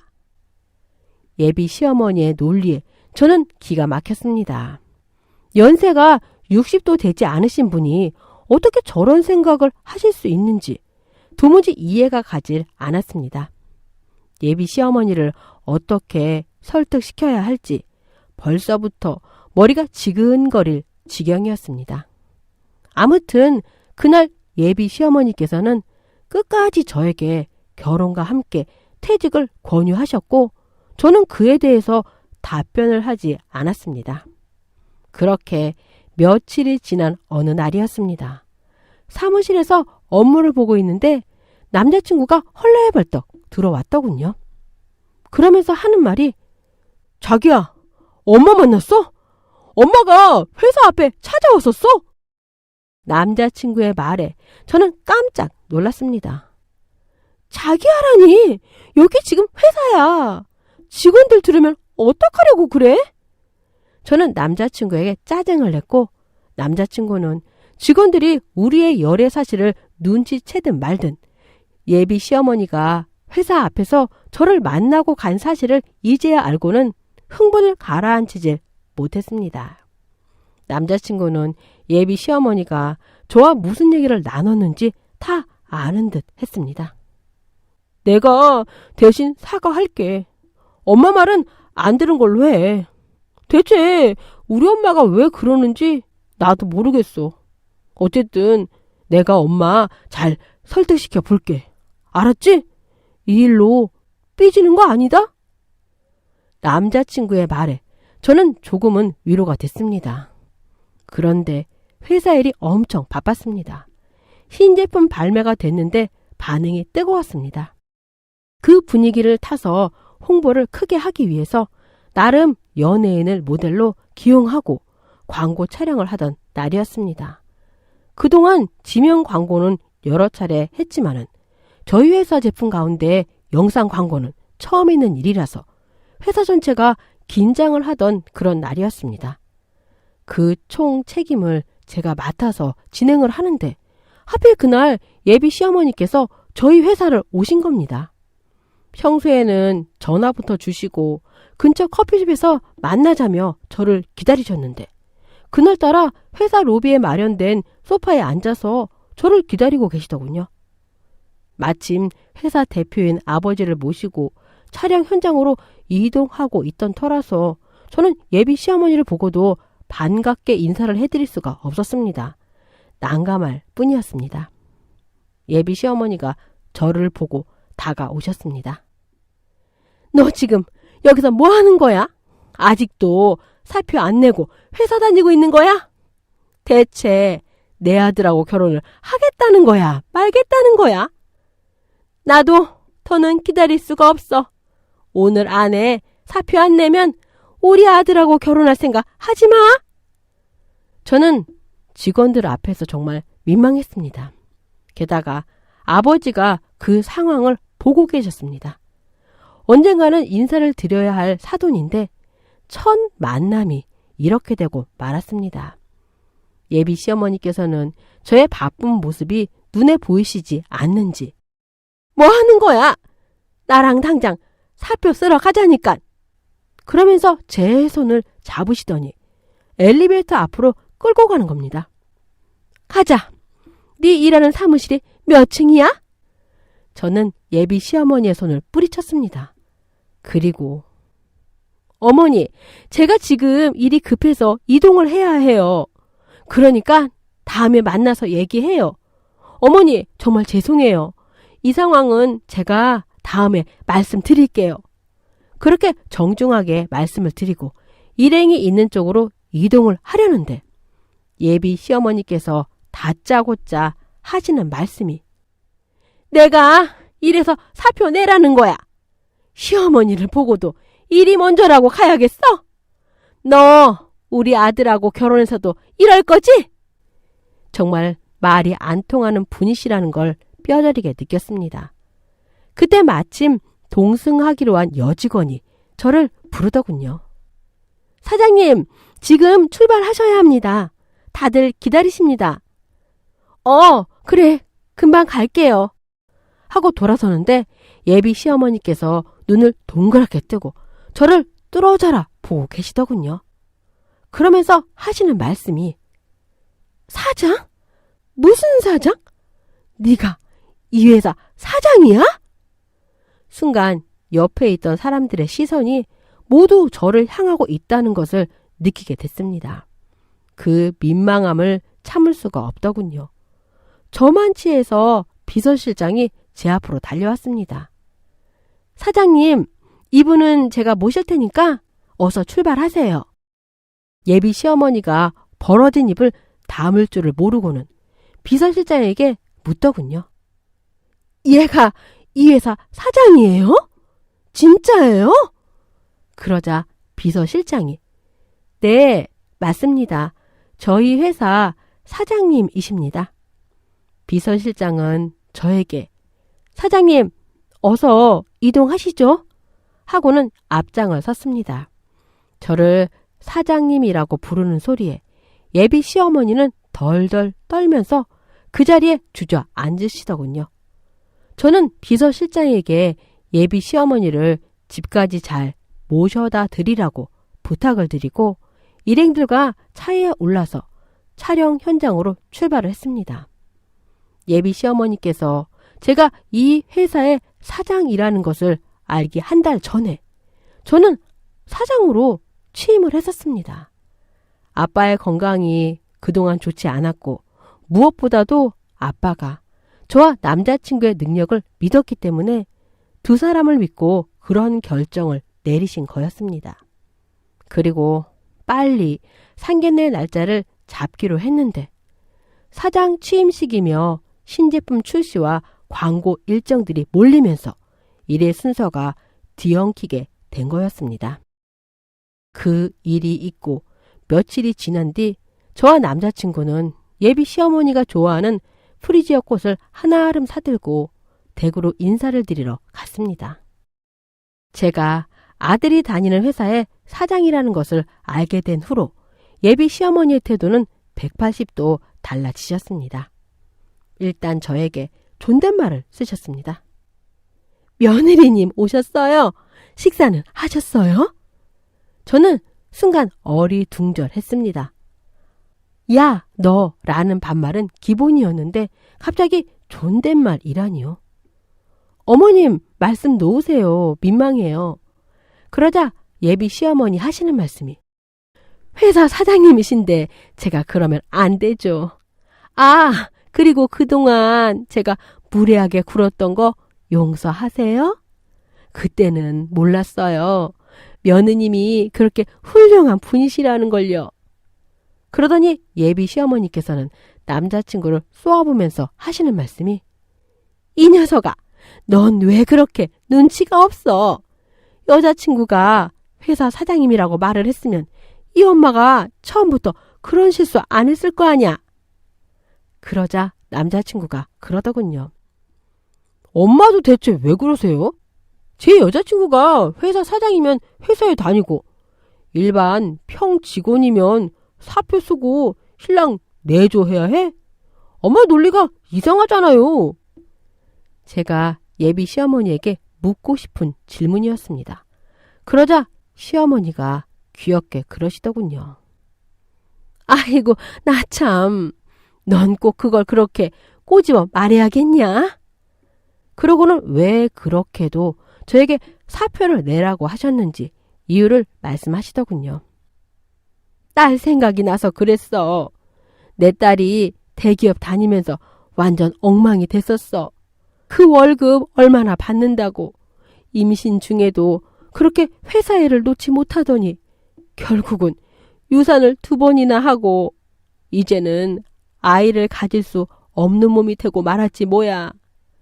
지금은 아이도 포기하고 회사도 관두고 미국에 가서 잘 살고 있는데 내가 그때 내 딸이 괴로워하는 모습이 생각나서 내 며느리에게만큼은 그러지 말아야겠다 다짐했던 거야.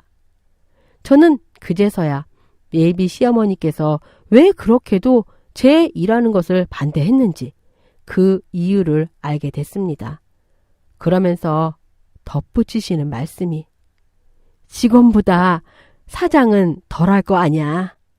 물론 등에 진 책임감이야 그 누구보다도 무겁겠지만 내 딸처럼 위로 올라가려고 아둥바둥 하지는 않을 테니까 미안하다. 내가 너의 능력을 몰라봐서. 어머니가 그렇게 저를 생각해 주시는 줄도 모르고 오해할 뻔했어요. 어머니께서 제 손을 꼭 잡아주셨습니다. 그러고는 나랑 약속하자. 회사는 다니되 무리하지는 마라. 나는 사장 며느리보다도 건강한 며느리가 좋다. 그렇게 저는 시어머니와 오해를 풀고 남자친구와 결혼식을 올리게 됐습니다. 결혼식에는 정말 많은 시어머님의 친구분들이 하객으로 오셨답니다.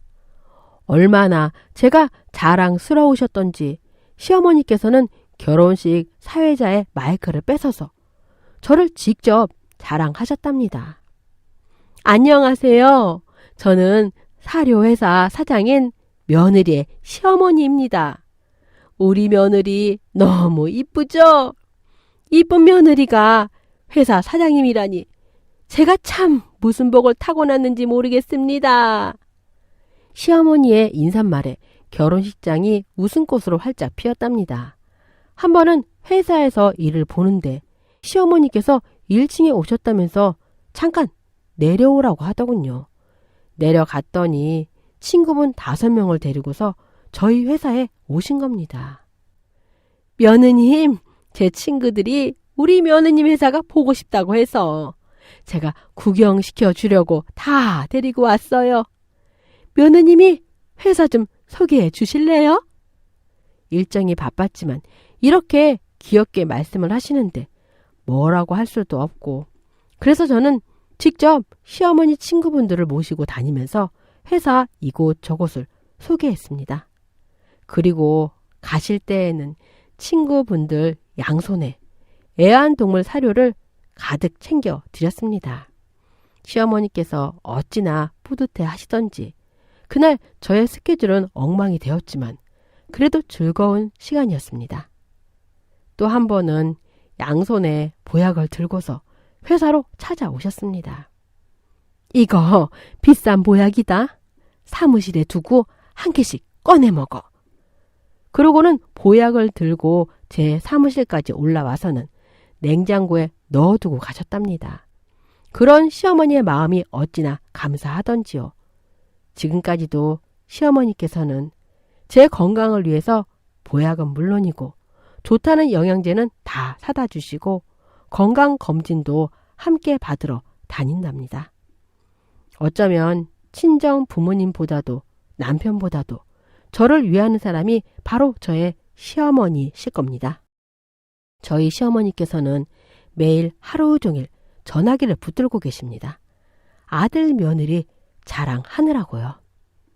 요즘도 시어머니께서는 멋지게 차려 입으시고 회사 앞에 오셔서는 마치 자신이 이 회사의 사장인 양 서 계시곤 한답니다. 한때는 저에게 여자는 뒤웅밥 팔자라며 능력 있는 아들의 월급으로 집에서 살림하라던 시어머니께서 이제는 저의 가장 든든한 후원자이시랍니다. 아이를 낳으면 육아를 해주시겠다고도 하십니다. 그렇게 예비 시어머니와 저의 첫 만남은 아웅다웅이었지만 결혼 이후 시어머니와 저는 세상에서 가장 친한 친구가 된 느낌입니다.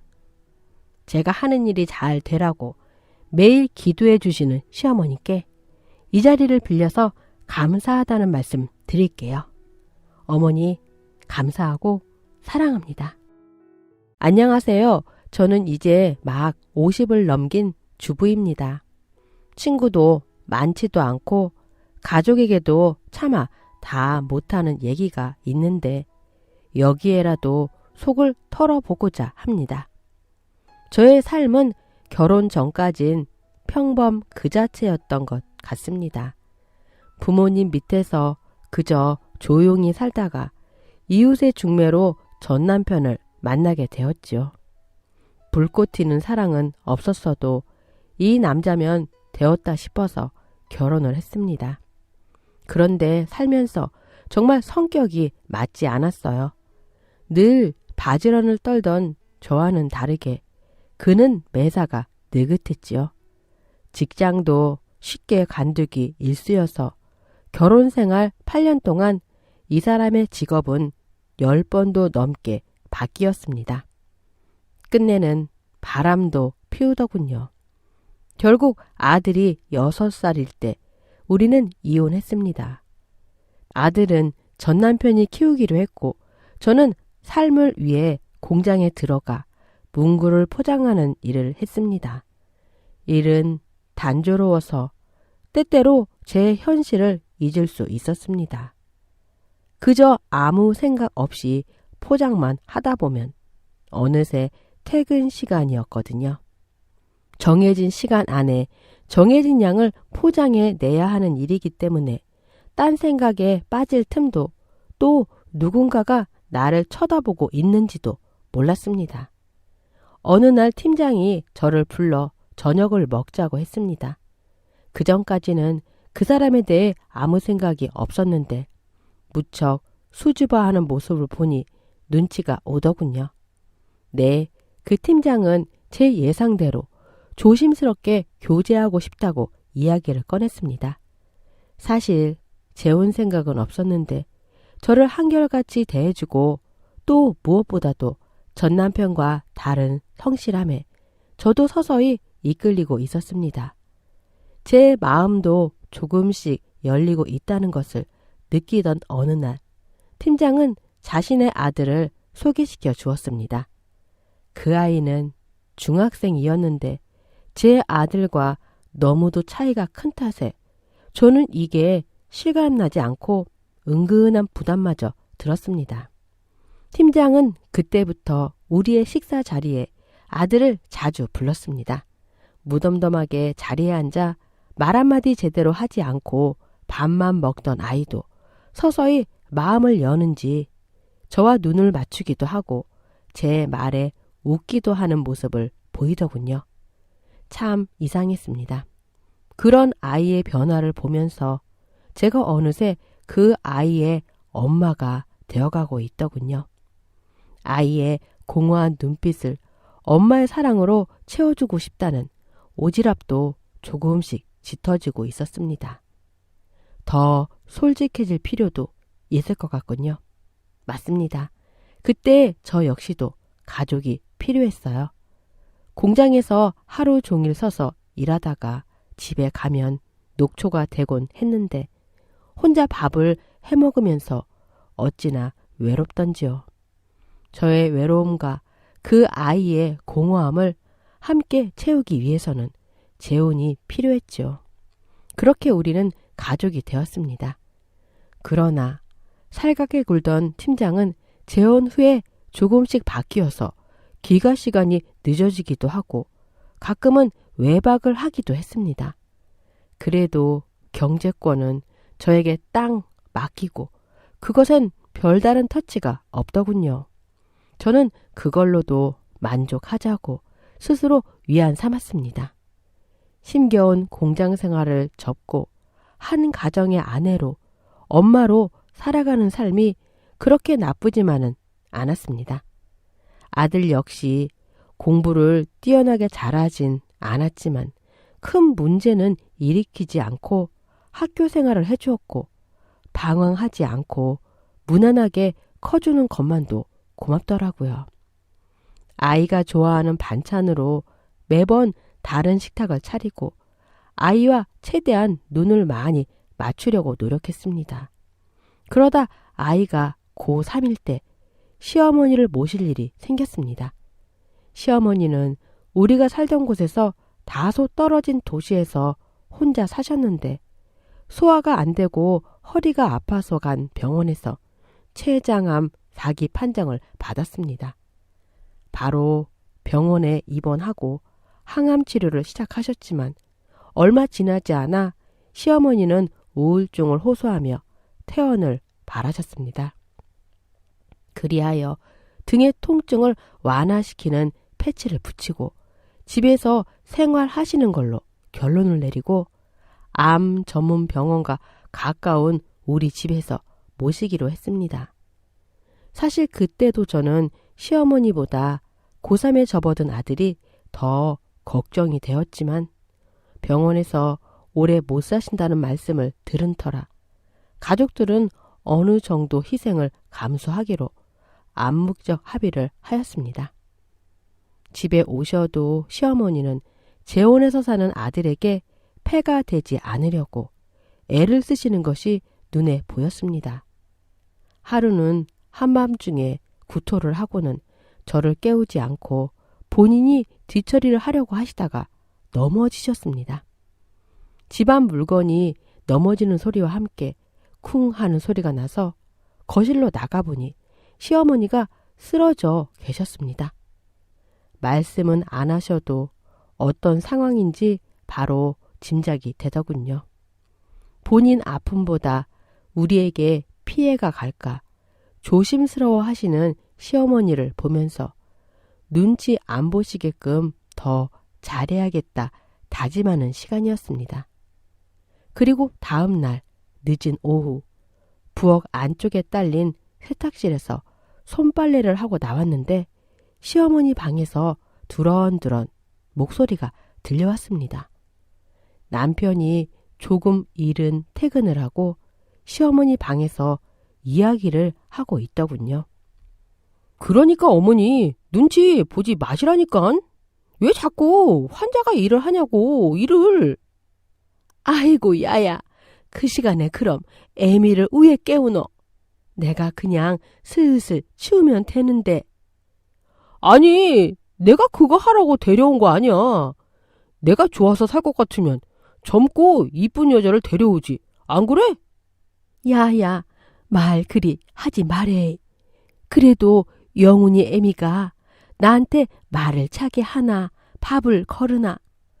죽을 날 받아놓은 시엠이 구박 안 하고 일이 대해주는 것도 대단한 기라. 어머니 나 월급 받으면 영훈이 엄마 다 줘. 난 용돈 받았어. 왜 그런 줄 알아? 영훈이 잘 키워주고 집안일 잘하라고 그러는 거야. 내가 그것까지 다 신경 못 쓰니까 그 일 하라고 데려다 놓은 거라고. 그리고 어머니 일도 집안일이야. 영훈이 엄마가 당연히 해야 하는 일이야. 내가 주는 월급 속에 그게 다 포함이 된 거야. 무슨 말이 크나노? 그리 말하면 벌 받는다 하나? 어머니 혹시 잡수고 싶은 거 있으면은 눈치 보지 말고 다 말씀하셔. 그리고 영훈이 엄마는 어머니 손발이나 마찬가지야. 내 말 알겠지? 기가 턱 막히더군요. 아내가 아니었어요. 재혼 후 심호 간병인이 된 내가 우연히 남편의 속내를 들어버린 것이지요. 그런데 더 기가 막힌 것은 내가 그 말을 들었다는 것을 남편이 모르게 해야겠다는 생각이 먼저 들었다는 겁니다. 내가 그의 속내를 듣고 난 후에 우리 관계에 대해서 저절로 걱정이 되더라고요.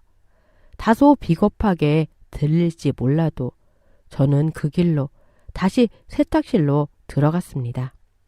그리고 다시 손 세탁을 하면서 소리를 일부러 투닥투닥 내었습니다. 그랬더니 제 모습을 본 남편이 다가와 저를 떠보는 듯이 말을 걸기 시작했죠. 당신 집에 있었어? 집에 와서 당신 불러도 아무 말이 없어서 난 또 마트에 간 줄 알았네. 언제 왔어요? 나 여기서 손빨래 한다고 물 틀어놔서 영훈 아빠 소리 못 들었나 봐. 미안해요. 아니, 무슨 손빨래에 집중을 한다고 인사소리도 못 들어? 아구, 그러게. 오늘 빨래양이 많아서 물을 좀 오래 틀어놔서 그래요. 그리고 여기가 안쪽이라 물 안 틀어도 말이 잘 안 들리기도 해요. 남편은 적반하장으로 오히려 큰 소리였고 저는 도리어 정말 못 들은 척을 해야 했으므로 연신 미안하다고 사과를 했습니다. 그런데 속에서는 정말 피눈물이 나더군요. 그날 밤은 정말 잠을 이루기 힘들었습니다. 내가 왜 이렇게 살고 있나 하는 생각에 가슴이 미어지더군요. 그러다가 아침 무렵에야 저는 새롭게 또 마음을 다잡았습니다. 결국 내가 재혼한 이유도 남편을 죽어라 사랑해서가 아닌 그저 내가 외롭지 않을 가정과 남편의 아들에 대한 일종의 모성애로 시작한 결혼 생활인데 까짓거 나도 손해보는 건 아니라는 생각으로 스스로 위로하게 되더라고요. 그리고 생각보다 더 빨리 시어머니는 돌아가셨습니다. 오래 고생하진 않으셔서 다행이었지만 저는 시어머니의 상을 치르자마자 아들의 수능을 염려해야만 했습니다. 학교에서 돌아온 아이의 표정을 보며 무슨 일은 없었는지 파악하고 늦게까지 공부하는 것 같으면 빠릿빠릿 움직여서 간식도 만들어 줬건만 아들은 결국 대학 진학을 포기했습니다. 그리고 그렇게 고등학교를 졸업하고 군대를 다녀온 후에도 특별히 진로를 정하지 못하고 아들은 방에만 틀어박혀 컴퓨터만 붙잡고 사는 나날을 보냈습니다. 그런데 그런 아들을 지켜보던 남편은 제게 괜히 생트집을 잡더군요. 오늘도 영훈이는 집안에만 있었어? 네, 오늘도 거의 방에서 나오질 않았어요. 뭐 하는데? 혼자 뭔가 하는데 방해하고 싶지 않아서 그냥 냅뒀어요. 뭐야? 애가 혼자 방 안에만 있는데 그냥 냅뒀어? 아니, 관심이 있어 없어? 왜 내가 영훈이에게 관심이 없겠어요? 그런데 이 시간도 필요한 것 같아서 그냥 가만히 두는 중이에요. 아니, 내가 볼 땐 당신은 영훈이에게 관심이 없어. 그러니까 이렇게 가만히 있는 거라고. 지금이 얼마나 중요한 때인지 몰라? 대학에 도전을 하든 지가 나가서 일을 하든 뭔가를 해야 하는 시기인데 저렇게 방구석에만 있는 걸 왜 가만둬? 본인은 얼마나 생각이 많겠어요. 스스로 판단하고 결정해야 하는 시기에 왜 부모가 나서서 이래라 저래라 훈수를 둬야 해요? 시간을 좀 줘요. 부모? 부모? 당신 지금 부모라고 했어? 엄마가 이래? 당신 말이야. 말 나온 김에 짚고 넘어가자. 당신이 정말 영훈이 엄마라고 생각해? 진짜로 영훈이가 당신 뱃속에서 나온 아들이라면 애가 방구석에만 있는데 내버려 둘 거야?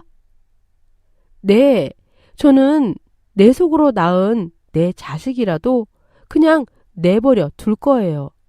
본인 인생은 본인이 결정하는 거고, 그런 의미에서 지금 정말 중요하고도 힘든 시간을 보내는 것은 영훈이 자신이에요. 웃기고 있네. 안 겪어봤으니까 그러는 거야. 진짜로 당신 자식이면 이렇게는 못해. 그럼 이렇게는 못해. 아니다. 당신 좀 독한 면이 있지? 당신 한 번도 당신 아들 얘기를 안 하더라. 원래 좀 정이 없나 봐? 그렇지? 자기 자식한테도 모진 사람인데 너미 자식에게는 오죽하겠어? 안 그래? 내 아들 얘기까지 꺼낼 필요 없어요. 지금은 그냥 영훈이 얘기만 해요. 난 지금 영훈이에게 시간이 필요하다고 얘기하는 거고, 그 시간을 허락하는 것과 내가 영훈이 새엄마인 것은 별개의 문제라고 생각해요. 잘난 척 하고 있네. 그냥 자신이 독하다는 거 인정이나 해. 이 집에서 영훈이 걱정하는 건 나밖에 없는 것 같아. 그래서 답답해. 남편은 정말 답답하다는 듯이 가슴을 쥐어뜯으면서 큰 소리로 화를 내더군요. 만일 시어머니와 남편의 대화를 못 들었다면 더 서운했을지도 모르지만, 전의 대화를 듣고 남편의 속내를 아는 저로서는 그땐 서운하지도 않더군요. 다만 큰 소리로 싸우는 터라 아들이 분명히 이 말을 듣고 있을 텐데, 아들 역시도 남편처럼 나를 그렇게 생각할까 싶어 그것이 무척 신경 쓰였습니다. 한참을 소리 지르던 남편이 에이씨 소리를 내며 밖으로 나간 후에도 저는 식탁에 앉아 아들이 어떤 기분일지를 생각하고 있었습니다. 한참 시간이 지난 후에 아들이 방에서 나오더군요. 아빠 나가셨어요? 응, 아빠가 기분이 언짢으신가 봐. 근데 난 아빠도 이해해. 죄송해요. 저 때문에 두 분 싸우게 돼서. 아니야. 너도 들었겠지만 엄마는 전적으로 지금의 네 시간을 존중해. 그러니까 더 치열하게 네 미래를 생각해. 생각하고 또 생각해. 그리고 나서 후회 없는 선택을 했으면 좋겠어. 엄마는 나에게 화 안 나요? 엄마는 영훈이에게 화 안 나. 다만 안타깝지. 영훈이가 군대 가기 전에 엄마가 좀 더 영훈이랑 많은 생각을 나눴으면 지금의 시간이 불필요할지 모르는데, 엄마가 좀 더 신경을 못 쓴 건 아닐까 그 생각을 해. 전 진심이었어요. 제가 좀 더 아들을 살뜰히 살폈다면 아이가 무엇을 원하고 무엇에 재능이 있는지 알아차릴 텐데, 그런 것을 몰라준 게 미안하더라고요. 재혼했을 때도 준비가 안 된 상태에서 너무 큰 아들을 맞닥뜨리다 보니 다소 부담스러웠던 것도 사실이거든요. 만일 제 친아들이 비슷한 또래였다면 저도 시행착오를 좀 줄일 수 있지 않았을까? 그런 생각도 들었습니다. 그 다음 날부터 아들은 편의점 야간 카운터 일을 시작하더군요. 저는 사실 공부를 더 하거나 제대로 된 직장을 갖길 바랬지만, 그래도 스스로 뭔가를 찾아서 하는 것에 대해 그냥 칭찬해주고 말았습니다. 그렇게 편의점 야간 일을 한 지 반년 정도 지났을 때였습니다. 엄마는 내가 어떤 삶을 살았으면 좋겠어요? 엄마는 영훈이에게 바라는 삶은 없어. 그런데 영훈아, 엄마는 영훈이가 영훈이의 젊은 시간을 좀 더 소중하게 썼으면 좋겠어. 무슨 뜻이에요? 편의점 일도 나쁜 일은 아니야. 그리고 매일 성실하게 빠짐없이 근무하는 너를 보면서 엄마는 흐뭇할 때도 있었어. 아, 우리 영훈이가 참 바르게 컸구나. 이런 생각은 들었는데 한편으론 저 젊은 날이 아깝다 싶은 마음도 있었어. 엄마 마음을 알까? 내가 그냥 매일매일 허투루 시간을 보내는 것 같으세요? 허투루 보낸다기보다는 뭔가 중요한 걸 놓치고 있다고 할까? 영훈이의 20대를 어떻게 잘 보내느냐에 따라 영훈이의 앞날이 달라지는데 이 시간들이 아까운 거지. 사실 엄마도 영훈이에게 이런 말을 하고는 싶었는데 엄마의 말이 영훈이에게 어떤 의미로 들릴지 몰라서 말을 아끼고 있었어. 나는 내가 뭘 잘하는지 뭘 하고 싶은지를 모르겠어요. 그래, 그렇게 생각하는 것만으로도 나는 응원을 해주고 싶어. 계속 생각해보자. 우리 아들이 뭘 하면 더 행복할지를. 그리고 영훈이 마음을 이렇게 엄마에게 보여줘서 엄마는 이게 너무너무 고마워. 아들이 저를 바라보면서 나긋나긋 자신의 이야기를 해주는 것이 왜 이리 고맙던지요. 살가운 모자 사이는 아니었지만 그날 저는 아들의 손을 덥석 잡았습니다.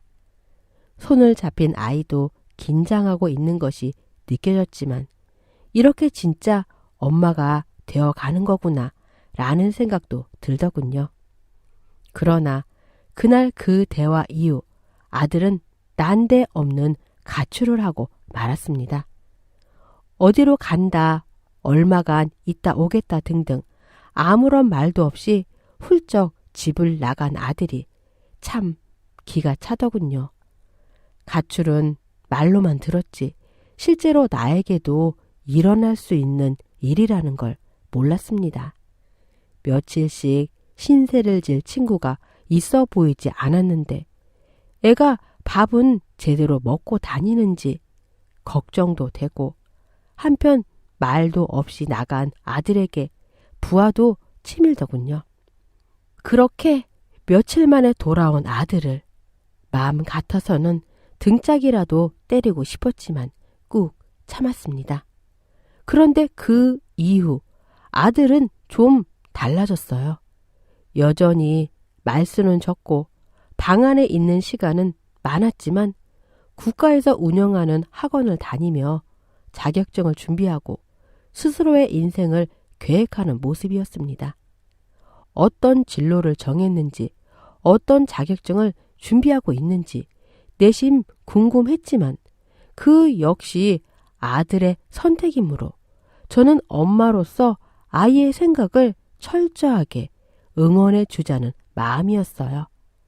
아들이 시험 보러 갈 때는 차로 태워다 주고 끝날 때까지 기다렸다가 데리고 오기도 하고 우울해 보이는 날에는 둘이 한강 강변 산책로로 나가 걷기도 하면서 시간을 보냈습니다. 그러던 어느 날이었습니다. 아들이 제게 뜬금없이 손님을 데려온다고 하더군요. 엄마, 내가 요즘 좀 이뻐하는 동생이 있는데 집에 데려와도 돼요? 너 여자친구 생겼니? 어우, 엄마 아니에요. 남동생이에요. 어쩌다 알게 되었는데 애가 하는 짓이 이뻐서 제가 좀 챙겨주고 있어요. 그래? 그런데 네가 누굴 집에 데려오는 건 처음이구나. 네가 어지간히 이뻐하는가 보다. 네, 엄마. 애가 착해서 엄마도 좋아하실 거예요. 그래서 엄마에게도 소개시켜드리고 싶었어요. 그래, 언제든지 데려와. 뭐 먹고 싶은지 물어보고 엄마에게 말해줘. 그럼 엄마가 미리 준비해놓고 기다리고 있을게. 그럼 내일 데려와도 돼요? 사실은 전부터 빨리 데려오고 싶었는데 그러질 못했거든요. 그래, 그럼 내일 데리고 와. 뭐 좋아하는지만 물어보고 말해주면 엄마가 바로 준비해줄게. 아들이 누군가를 데려온다는 사실이 의아했어요. 지극히 내성적이라 친구도 별로 없었거든요. 그런 아이가 처음으로 데려오고 싶다는 사람이 친구도 아니고 어떤 동생이라는데 의문은 들었지만 그런가 보다 했어요.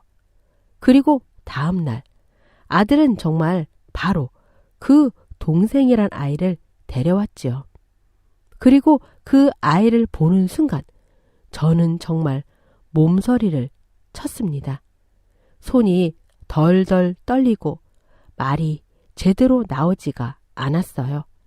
시간은 벌써 9년이 흘러 있었지만 저는 바로 알아볼 수 있었습니다.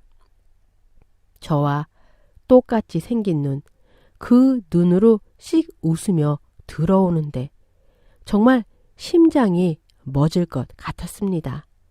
저도 모르게 막 눈물이 솟구치려 하는데 내가 거기서 마음을 잡지 못하면 그 자리에 앉아서 엉엉 울 것 같더라고요. 정말 간신히 마음을 억누르고 물어봤습니다. 어떻게 둘이 아는 사이니? 제 말에 아들이 너털 웃음을 웃으며 말하더라고요. 엄마, 어서 와라. 먼저 해주셔야죠. 저는 너털 웃음을 웃는 아들을 바라봤습니다. 아들의 눈을 보니 모르고 데려온 것 같지가 않더라고요. 아이의 웃음 속에 저를 향한 으쓱함이 보였으니까요. 영훈아, 어떻게 된 거니? 제가 말씀드렸잖아요. 제가 이뻐하는 동생 데리고 온다고요. 우재야, 인사드려. 안녕하세요. 저 영훈이 형이랑 친해서 놀러 왔어요. 심장이 뛰는 소리가 제 귀에 들리는 경험은 그때가 처음이었습니다. 마음이 진정이 안 되고 어떻게 반응해야 하나 짧은 시간에 온갖 생각이 왔다 갔습니다. 일단 우리 밥 먹자. 영훈아, 밥 먹자. 엄마가 맛있는 밥 해놨어. 우재야, 이리 와. 우리 밥 먹자. 엄마가 음식을 참 잘하셔. 엄청 맛있어. 얼른 앉자. 네, 감사합니다. 9년 만에 만난 아들. 밥 먹는 것을 보고 있자니 눈물을 참을 수가 없었습니다. 어떻게 해야 할지 모르겠더라고요. 그런데 애들 밥 먹는 앞에서 훌쩍거릴 수가 없어서 물 뜨는 척 슬그머니 일어나 안방으로 들어갔습니다. 쿵쾅대는 심장은 주체할 수가 없고 우리 친아들 얼굴은 조금이라도 더 보고 싶어 미치겠는데 막상 얼굴을 마주하면 울 것 같아서 못 나가겠더라고요. 한참을 그렇게 침대에 앉아 마음을 진정시키는데 온 힘을 다 쓰고 있었습니다. 아이들은 밥을 다 먹고는 아들 방에 들어가 잠시 시간을 보내고 곧 나가더군요. 밥 잘 먹었습니다. 그럼 안녕히 계세요. 저는 마음을 간신히 누르고 어색하게 웃으며 또 오라고 말했습니다. 그리고 친아들을 배웅해준 아들이 집으로 오자마자 바로 마주했지요. 어떻게 된 거야? 언제 알았니? 엄마, 바로 알아보신 거예요? 아니, 어떻게 된 거냐고. 제가 찾았어요. 찾고 싶었거든요. 네가? 언제? 엄마에게 선물을 주고 싶다고 느낀 날? 그날부터 찾기 시작했어요. 무슨 말이야, 그게? 엄마가 저에게 마음을 주시는 거 알아요. 이렇게 다정한 엄마가 왜 친자식 소식을 궁금해하지 않을까 생각해 봤어요. 응? 엄마는 제게 엄청 잘해주시잖아요. 정도 많고 눈물도 많고. 그런 엄마가 친자식은 보고 싶지 않을까? 혹시 보고 싶은데 표현 못하는 것은 아닐까? 그런 생각을 하다가 찾게 되었어요. 엄마에 대해 그런 생각을 했어? 네, 엄마. 저 사실 아빠가 할머니에게 심한 말할 때 들었어요. 그리고 엄마가 듣는 것도 봤어요. 그런데 저는 엄마 그렇게 생각 안 해요. 그때 너도 있었니? 네. 그런데 엄마는 그때도 그리고 저에 대해 아빠가 막말하실 때도 다 참고 계셨지요? 그런데 저는 엄마 진심을 아니까 정말 저는 그렇게 생각 안 해요. 그리고 제가 엄마를 그렇게 생각하지 않는다는 것을 보여드리고 싶어서 우재를 찾았어요. 어떻게 찾았는데? 엄마 전에 살던 동네가 남성시장 옆이라고 하셨잖아요. 엄마 처음 오셨을 때 그때 그 아이가 6살이라고 했으니까 지금은 15살일 거고 게다가 성씨가 흔하지 않은 염씨여서 금방 찾을 수 있을 거라고 생각했어요. 성씨는 어떻게 안 건데? 엄마가 전에 통화하시는 걸 들은 적이 있어요. 그때 우재 아빠를 가리키시면서 염서방이라고 하시는 걸 들었거든요. 그때도 흔한 성씨가 아니어서 제가 기억하고 있었어요. 그래서 그 아이를 찾아서 엄마에게 선물을 하고 싶었니? 엄마, 전 지금 엄마 마음이 너무 궁금해요. 응? 무슨 뜻이야? 엄마의 마음요. 제가 괜한 짓을 한 건 아니죠? 전 엄마가 너무도 기뻐하실 줄 알았는데 오히려 엄마가 방에서 안 나오셔서 제가 괜히 우재를 집에 데리고 왔나 싶어요. 영훈아, 우재는 어떻게 만났니? 아니, 어디까지 알고 있니? 우재는 제가 우연을 가장해서 계속 만났어요. 우재는 아무것도 몰라요, 엄마. 그럼 당분간 우재에겐 아무 말 하지 마라. 알았지? 엄마, 우재 안 보실 거예요? 너는 어떻게 하고 싶니? 왜 엄마는 저부터 생각하세요? 저는 엄마가 우재를 만나셨으면 좋겠어요. 그래서 일부러 집에도 데려온 거예요. 저는 우재가 좋아요. 영훈이 마음은 고마워. 정말 너무나 고마워. 그런데 이건 그렇게 단순한 문제가 아니야. 아빠가 아시면 기분이 어떨까? 그리고 우재도 사실을 알게 되면 혼란스럽지 않을까? 엄마, 단순하게 생각하세요. 엄마도 제게 그러셨잖아요. 일이 복잡할 땐 단순하게 생각하라고요. 엄마도 그냥 제 친한 동생이라고 그렇게 생각해 보세요. 그냥 그렇게 생각하시고 편하게 대해보세요. 저는 엄마 마음이 제일 중요하다고 생각해요. 엄마는 어때요? 사실 저도 그러고 싶었습니다. 그렇게 친아들을 보내고 마음이 너무너무 안 좋았거든요. 얼굴도 만져보고 싶고 손도 잡아보고 싶고 물어보고 싶은 것도 너무도 많았는데 한편으로는 그래서는 안 된다는 생각이었습니다. 그런데 아들이 제 마음 깊숙한 욕망을 마구 찌르는 것이었어요. 엄마로서의 본능은 그래도 된다고 자꾸 본심을 후벼파고 있었습니다. 엄마, 내가 우재 처음 봤을 때요. 그때 그 아이 눈동자에 힘이 없었어요. 엄마 그게 나는 꼭 나를 보는 것 같았어요. 내가 엄마를 처음 만났을 때 그때의 내가 우재 속에 있더라고요. 그래서 더더욱 내가 우재를 안아주고 싶었어요. 저는 말문이 턱 막혔습니다. 엄마, 만일 그때 내가 엄마를 만나지 않았더라면, 엄마의 전폭적인 보살핌을 받지 않았더라면 난 어떻게 되었을지 몰라요. 그런데 엄마를 만나고 내가 이렇게 살 수 있었다는 것을 내가 최근에야 깨달았어요.